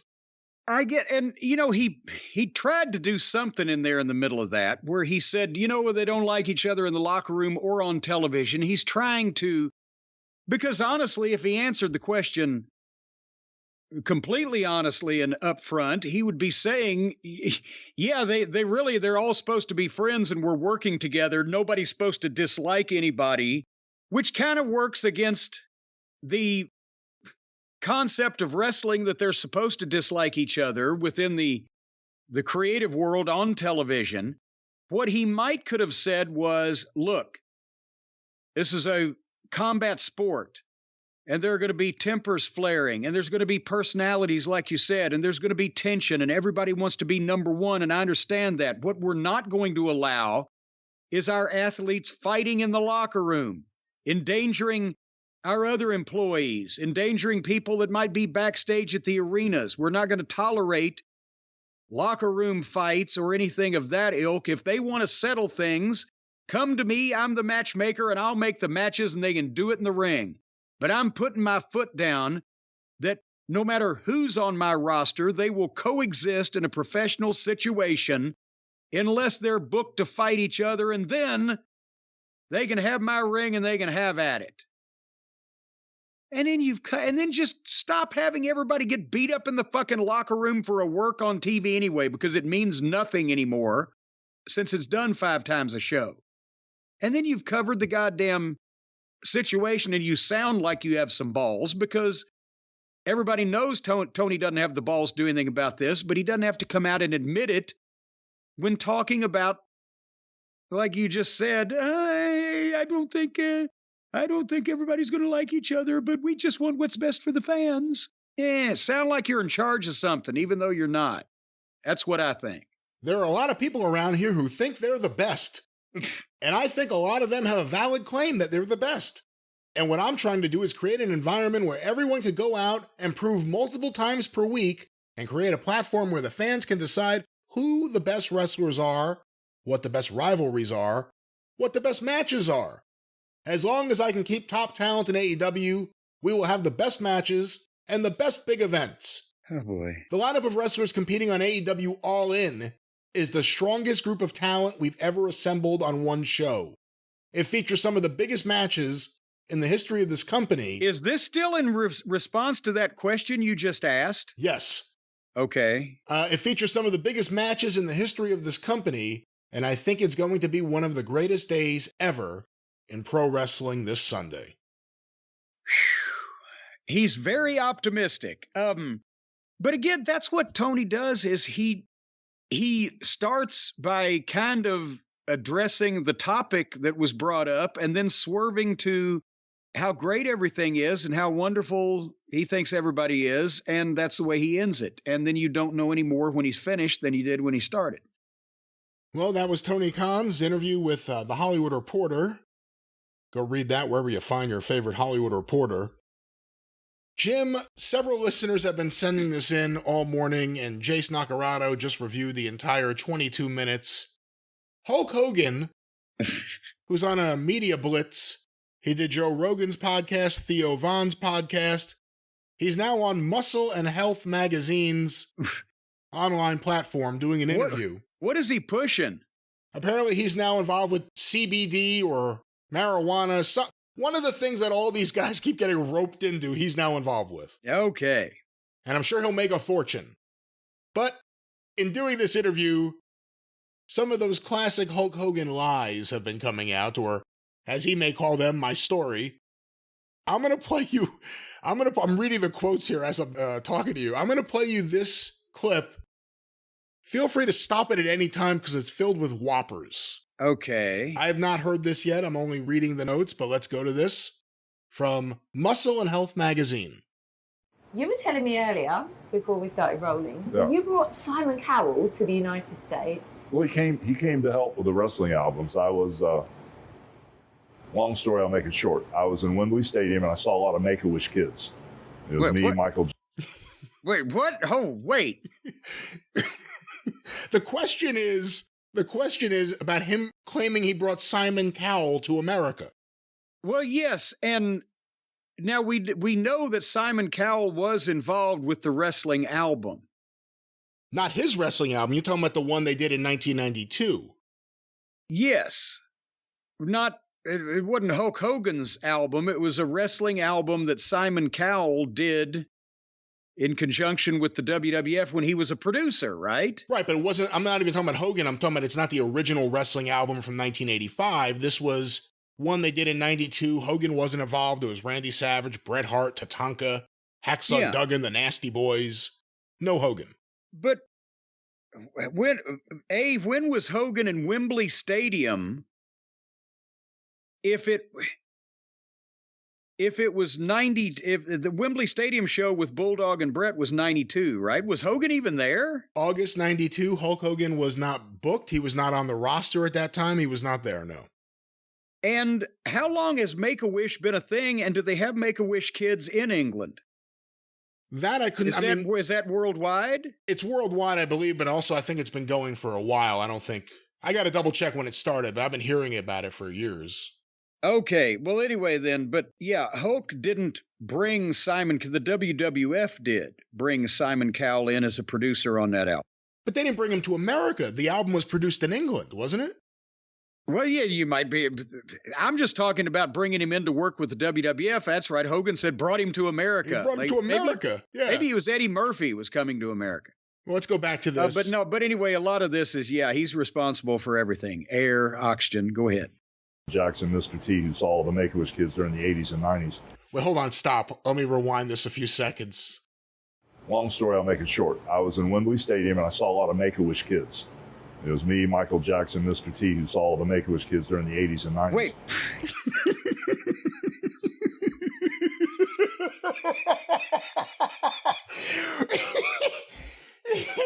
Me, Michael Jackson, and Mr. T saw all the Make-A-Wish kids during the 80s and 90s. At Wembley Stadium. Yeah. I'm not saying that Hogan's never seen a Make-A-Wish kid. I don't recall Michael Jackson being involved with the program, and maybe if he was, they've hushed it up since then because it might seem unseemly. But yeah, we would have seen a photo of Hulk Hogan with Michael Jackson at their peak in the 80s or 90s, whatever he's talking about. At some point, we would have seen it. Or I've never even seen a picture of Michael Jackson with a Make-A-Wish kid. Have you? I don't want to assume anything about these photos of Michael Jackson with kids, but let's go back. All right, go ahead. Let's go back to the Hulkster. I had a kid there that was in rough shape. The EMTs were with him, and he was on a stretcher, and his body odor and stuff, it had a smell to it that I hadn't smelled in a while. Not bad, but it was just a different type of smell. And I really wasn't sure what it was, and the parents were freaking out. They were Hulkamaniacs, and I told the doctors and EMTs, the kid's in kind of trouble here, so let me say my goodbyes and give him a hug and kiss him. And I got a nice place for him out at ringside at Wembley Stadium. It's all roped off. So I went to wrestle, And I kept looking, and the kid wasn't there. So when I came back from... The match wasn't there. You didn't work Wembley. That's what, there's been one WWF event in all of history in Wembley Stadium, right? That's right. And he wasn't on it. No. And they didn't have a place roped off for a Make-A-Wish kid with bad body odor. And why is he talking about how the kid smelled? And then he goes, I didn't say he smelled bad, but it was just a very distinct odor. Well, let's go back to the man behind Hulkamania. Wrestling, I was the last person to wrestle the main event. I said, what happened to the family out there? And they said, oh, the kid passed away. So when I found out the kid passed away, my manager, Jimmy Hart, the Mouth of the South, he used to be in a band too. And he had a couple of number 1 hit songs here in the States. He used to be in a band too, like I did. Hold on one second. Jimmy Hart and the Gentrys had not only a legitimate number 1 single, but a legitimate recording career for a few years, which is way, way, way past the level that Hulk Hogan has ever reached in music in his wildest dreams, for fuck's sake. And now he's like, yeah, my manager Jimmy, he had a few songs too. Good Lord. Music before. So we stayed up all night and we wrote 12 songs for the kid's family. Oh, and my I didn't God. know anybody in the UK. And Jimmy knew somebody from Select Records, and they got a hold of Simon Cowell. He produced a little album for us, and it went number 1 on Billboard for 8 weeks. And we gave What? donated the money to the family. Wait, what? Oh my God. How the fuck did we miss an album with a collaboration between Hulk Hogan and Jimmy Hart going number 1 on the Billboard charts for 8 weeks? 8 weeks. See, that's the thing. It's like he says these things that are just incredible lies, but then he gives you weird detail to the lie that's a bigger lie, and it just makes you question your own existence. He's saying it. I mean, he believes his own shit, it seems like. Or something's going on. But let's go back to what were we going to say? It's something's going on. It's like he just tosses it off casually like it. Yes, and then the green space alien took me around to Poughkeepsie in his alien ship for fucking dinner at the diner. See, like even like the story about the Make-A-Wish kid, if he had said me and Mr. T were at Wembley, then you could be like, okay, look, he took a lot of bumps. Maybe he means the garden. But then when he's like, me, Mr. T, Michael Jackson, we're all hanging out at Wembley Stadium. We used to see all the Make-A-Wish kids in the 80s. We'd all get together once a month and go find all the sick kids. Michael would stay longer than us. We didn't know what was going on.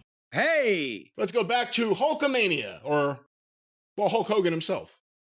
He produced a little album for us, and it went number 1 on Billboard for 8 weeks. And we donated the money to the family. Oh, good And then God. Simon came back to me and said we need to do the song with a band called Green Jelly over in the UK, and something called Leader of the Gang, a Gary Glitter song. And so that did really well on Billboard too.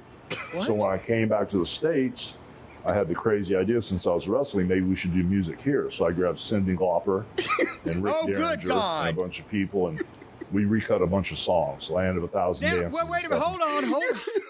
Now he's going back from the album that Simon Cowell was on back to the original wrestling album, right? That's right. He just went from Cyndi Lauper, a.k.a. Mona Flambe, 1992 to 1985. That's right.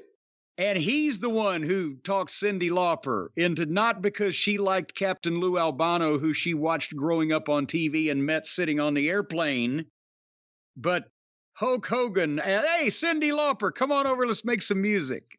And Rick Derringer. He also got Rick Derringer involved. Well, sure he did. Let's go back to Hulk Hogan. Billboard too. So when I came back to the States, I had the crazy idea, since I was wrestling, maybe we should do music here. So I grabbed Cyndi Lauper and Rick Derringer and a bunch of people, and we recut a bunch of songs, Land of a Thousand Dances and stuff. And Simon came over and helped produce the wrestling album. Then he came and produced the second wrestling album, Pile Driver, and he never left. He stayed here and he became That's absolutely not what happened in any way. Besides that, doesn't he still live in England? I mean, he may have a home in Beverly Hills or something, but he, I think, still has a residence in England. But he didn't come over here to stay after producing the Pile Driver album He had nothing to do with that album or the one before it. But is this the true definition of a sociopath, that he just tosses this stuff off so matter-of-factly and casually that's completely and utterly fictitious bullshit? Do these qualities make someone a good professional wrestler? Well, yes, but only if the individual involved, knows where they have departed from reality. And I'm not sure that that's obvious here that he does. That, or he's just thinking, well, these people are complete idiots because I didn't even do research on how to lie about this well. I'm going back in time. I'm conflating incidents. He's not even doing great prep work where you would have to really do some serious digging to disprove it. Once again, this is Muscle and Health Magazine asking about Hulk Hogan bringing Simon Cowell to America. Let's go back to this. This monster producer and nicest guy in the world. He plays a tough guy on TV, but he's a real sweetheart. Yeah? In person, he's a really nice guy. So, it's amazing because I watch him on America's Got Talent, So it's all a pantomime, is it? Well, he's doing the character, he's doing the... Hulk doesn't know what pantomime means. You can't hit him with that fucking word. The Simon Cowell up there, with the stern face, but in real life, he's a real sweetheart. The irony, because they say wrestling's a pantomime. It's clearly not, with the number of injuries you've incurred. Well, nobody gave me the memo that it was fake. They forgot to tell me. Well, yeah, I mean, you can see. I didn't know. So, Simon, are you still friends with him? Yes. Maybe credits you for bringing him over here. Well, I think he credits the whole wrestling business, really, because he came and helped produce these albums for the whole wrestling company. But we started with him over in the UK with our little stuff first, and then we brought him over for the WWE. Their little stuff that nobody's heard ever. What does Jimmy Hart think? Oh, Jimmy is so nice and kind, and he just nods his head, I guess. whatever you say, poo-poo. Well, again, there's other things here. A lot of them are related to his new CBD product and various injuries and his health. Hold on, there's one other clip here that Jay said he recommends we play. Let me go to this. Here is Hulk Hogan with Muscle and Health Magazine. So you're here at Hogan's Hangout every Monday night. Like, you haven't just developed a place and then left it in your name. You actually come here, you meet your fans, you meet your regulars, even the crazy ones. I just absolutely love that. That's so cool. And you're doing that despite all the other stuff that you're doing. What about your music? Have you got any more plans to do any more music? Right now I don't. My daughter Brooke still messes with music up in Nashville. That worked out. And every once in a while she'll come by the house and we'll talk about music, or she'll have a chord progression or something I'll work through with her, or pick up the bass and play a bass line that she needs it, or whatever. But it's nothing important anymore. It's just fun, and plus my hands and everything's been broken and oh, let me see that. Those are like teeth marks. Can I touch that? Ooh. Yeah, they're all around. She's touching his hand. She's a bit over the top, but yeah, she's touching his hand, and he's I don't even think he knows how to react to her, to be quite honest with you. Just different things. So wrestling was different in the 70s than it is now. Yes, I'm sure it was. A little crazier back then, Oh, well, Hulk, listen, thank you so much for chatting to me. You're just awesome. I want to move here. It's a nice place to live. We do a lot of partying on the beach, so you got to be ready to run with us around here.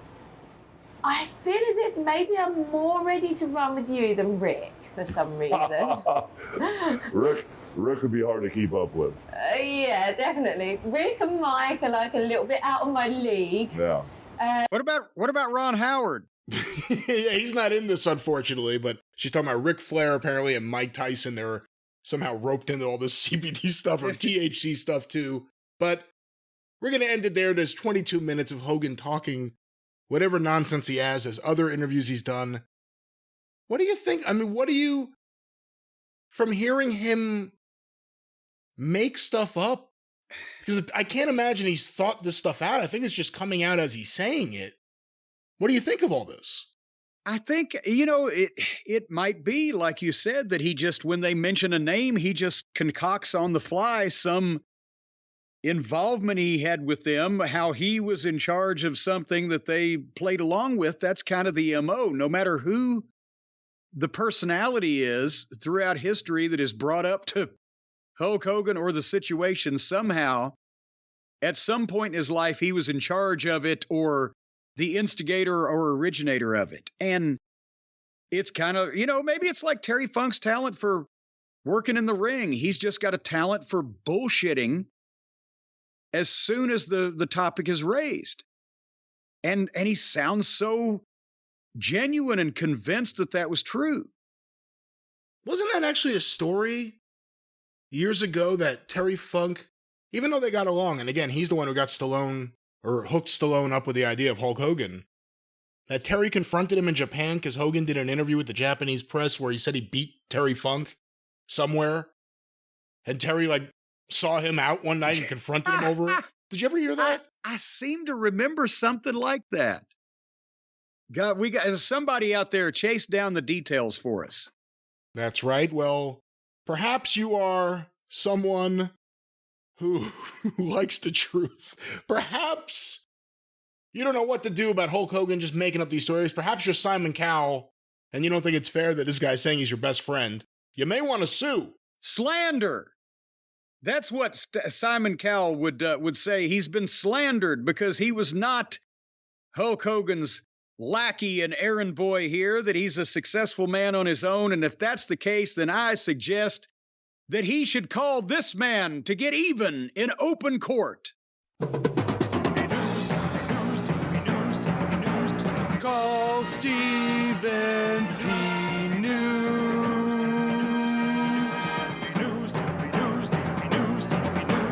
If you need to sue.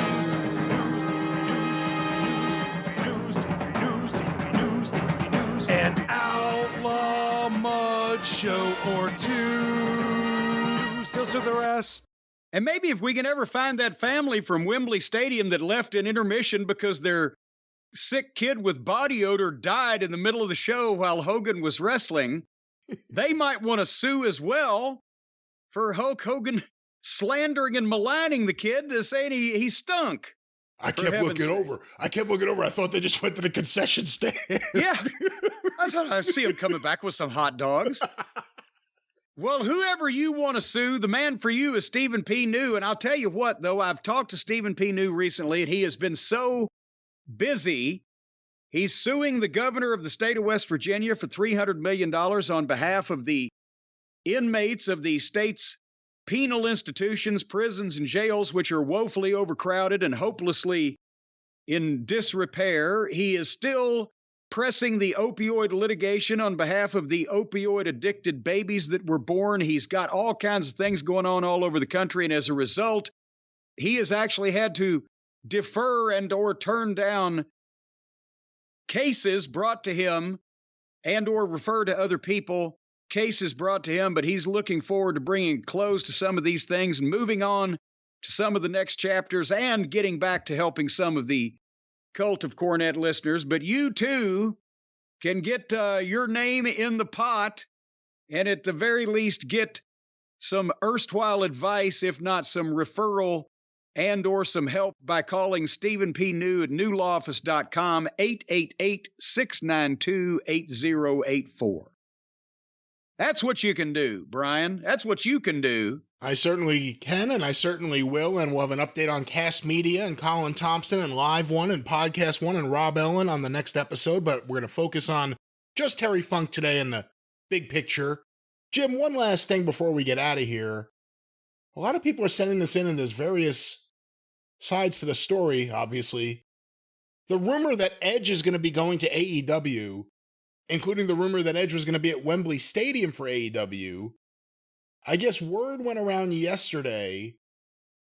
Here, I have a report here. This is from the Observer site by Ian Carey. Edge says WWE... Wait a minute, I thought it was Cash and Carey. WWE didn't deny me. I have contract extensions sitting in my inbox. Hall of Famer addressed recent reports regarding his future. Apparently, reports came out yesterday that WWE believes Edge is AEW bound after his contract expires at the end of next month. WWE is said to have, quote, declined to meet Edge's request for what it would take for him to re-sign with the company. Edge posted a video on social media on Thursday refuting some of these claims. He stated that he, quote, didn't come at them with some crazy contract, and that he has a contract extension offer from WWE sitting in his inbox. Here's a quote. Actually, I have audio. Give me a moment. All right, Jim, here's some audio that Edge posted on his Twitter page. Let's go to this. Morning, everybody. That's how I look in the morning. It's not pretty, but need my coffee for this. So I woke up to a bunch of voicemails, texts, and everything from actual like friends and family, wondering what's going on and concerned and blah, blah, blah. So I just figured I better address it. There's nothing going on. There's no hard feelings between me and WWE. I love WWE. It's my dream gig. It's all I ever wanted to do. And I didn't come at them with some crazy contract or anything, and they didn't deny me. I have a contract extension sitting in my inbox. I just don't know what to do. The first time I had to retire, it was forced, and this time the choice is in my lap, and it's a lot harder. WWE gave me that night, Friday night in Toronto, and it was the best night of my career. A lot of people will say you should retire at WrestleMania or this or that, but it's not their career. That Friday night was really special for me, and I don't know if that can be topped, to be perfectly honest. And if we think we can, then great. But I need to sit with it and just know that whatever it is that I do, whether it's Percy Jackson, which is coming up soon, or it's wrestling, or it's sitting in my rocking chair, it's because I'm having fun, and having fun at this stage of my life and raising my kids are the two most important things. So hope that clears stuff up. I'm going to go back to my coffee. See you. All right. What are your thoughts on that? That sounds to me like a guy that's trying to decide whether he wants to retire, period, or whether he should come back and sign another extension and do another year or 2 years or whatever the term is, not a guy conflicted about whether he wants to jump over to another promotion. And I said on the last show we did, when people were first talking about it, why after 25 years with the WWE, and yes, they would still bring him back and still put him in the Hall of Fame or still do whatever the fuck, or is he in the Hall of Fame already? But it would harm the relationship. And if he's going to be in the business yes, if he was a guy hurting for money or just wanting to cash out, he could probably get, $5 million out of Tony Khan for a year or two or whatever. But then he'd have to probably do all of the things that they have those people doing that he might not want to do with his neck or at his age or whatever. And there will be, or would be, I would think, some rough feelings between him and the WWE, which he has to know he's going to end up, if nothing else, in business with the WWE for years because of royalties and different things that are still going to be open. So I don't see him said, I'm going to now go revolutionize the industry in one more year of my career with AEW just for a big bunch of money, or whether I'm going to stay with this place that's had my wife for 20 years, had me for 25 years, and treated us all very nice, and we have an ongoing relationship where I make a lot of money. We'll see what happens. But I'm thinking it sounds more like he was being honest. Hey, they want me to renew. I haven't decided whether I'm going to yet, but just because I don't know whether I want to do this for another, whatever the period of that term is, not whether I want to do it here or across the street. A lot of fans are looking at the fact that AEW, of course, like you said, they will throw ridiculous money at anyone. But he was just on SmackDown this Friday night. They can't be that stupid in this day and age that they would let a guy have a big high-profile celebration and a win if he was not contractually bound to them for more than another fucking 6 days or whatever. Well, I think they're saying that was the last match of his contract, but not necessarily the end date of his contract. Yeah, that's what I'm saying. I've also heard it reported that his official end of his case, he may have fulfilled the number of dates that he agreed to if there was a specified number in his contract, but the actual contract doesn't expire until a month or two down the road, or there would be some kind of non-compete. So I don't believe that he could walk into Wembley except as a ticket buyer if he wanted to.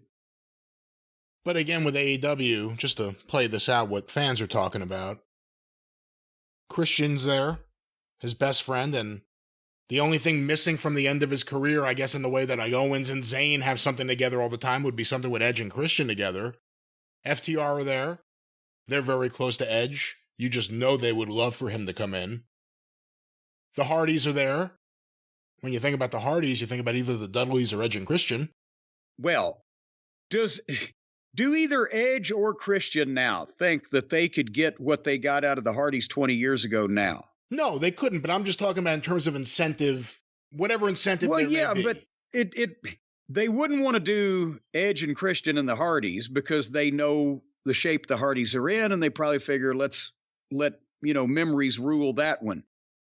As far as Edge and Christian against, Edge is a babyface and would be a babyface obviously in AEW because he shows up as a big name. Christian is right now as a heel. Christian's doing another thing. To have Edge and Christian against FTR, and again, there's a lot of what if matches, but none of them look like they fit perfectly without significant re-racking of what's currently going on. That would take a while to do and may not work anyway. And the other thing is, does he want to leave whatever, for the good or for the bad, WWE is and go to a place where, despite what some people want to insist on publicly, because Chris Jericho just put out some more comments about how there's no locker room problems, it's all overblown, but go to a place that's disorganized, that has a lot of frustration amongst the talent. There are issues with the booking. There are issues with the TV. There's just issues everywhere. Constant drama. You get to work with your friends, you get a lot of money, but you got to be around all that. Is that the way you want to go out? Or again, like he said, I feel really lucky. I hit a home run in my last ever game of Little League. And I never came back after that. I was like, okay, there you go. That was the last game of note. Last game of the season. Why come back next season? It'll never be better than this. What he just said. I don't care. Unless they do WrestleMania in Toronto. Is there a better way for him to end his career than the kind of moment he had in Toronto on SmackDown? There might not be. And, he may be happy now that he's come back from his forced retirement and done something else and proved that he can do it and contributed. But now he may be feeling, well, I'm kind of fucking around on maybe I might get hurt again. Is that worth it? And I've kind of proved some things, got a few things out of my system, and I'm 3 years older or whatever it is, and maybe now's the time. And, I wouldn't argue with that, but I can't see, just for the money for a year or a short period of time, him saying, I'll just throw away the goodwill with the WWE and go over here for a couple extra $1 million over the next couple of years. He's going to end up back there anyway. Everybody's going to end up back there.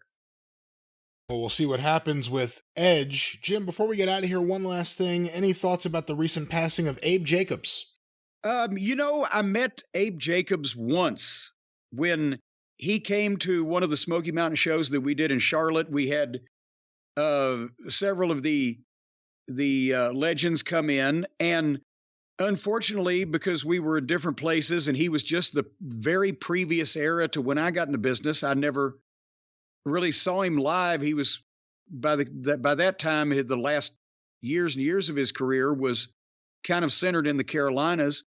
So I never got to see him live in person. I only got to meet him once, but just from reputation and from longevity, what an incredible long-running name. I guess he started, turned pro in the 40s probably, didn't he? He was 95 years old as he passed, the oldest living wrestler, I believe. So he would have been born in what, 1928 or thereabouts, probably was a pro in the late 40s, was from New Zealand, was he not? That's why the name the Kiwi roll, which was that old banana split move with a roll on it. But it was such a visual hold or move. It's both. It's a hold and a move that all the people in the Carolinas remembered it. And whenever you saw it on, a film or any kind of in TV or whatever, you may not even remember the guy that did it or what the name of it would, but you just remembered that move because it was so visual. But he was from what I understand, a pretty good legitimate wrestler too, and was a Carolina's mainstay for Crockett Sr. and then later on for Crockett Jr. for 25 years easily. Well, Jim, with that, the drive-thru is closed. We'll return with a song or two next week, but let me play this. Hold on. Where is it? There it is. Oh, boy. Yeah. You know what? Hulk Hogan would have probably had Simon Cowell produce that. Maybe we'll find out more about Hulk Hogan's antics in the future, but the experience in a few days with a lot of reviews, and we have a lot of wrestling to watch. So with that, you guys know how to find us and where to find us. The normal plugs and everything next week. For Jim, I'm Brian. Tally-ho!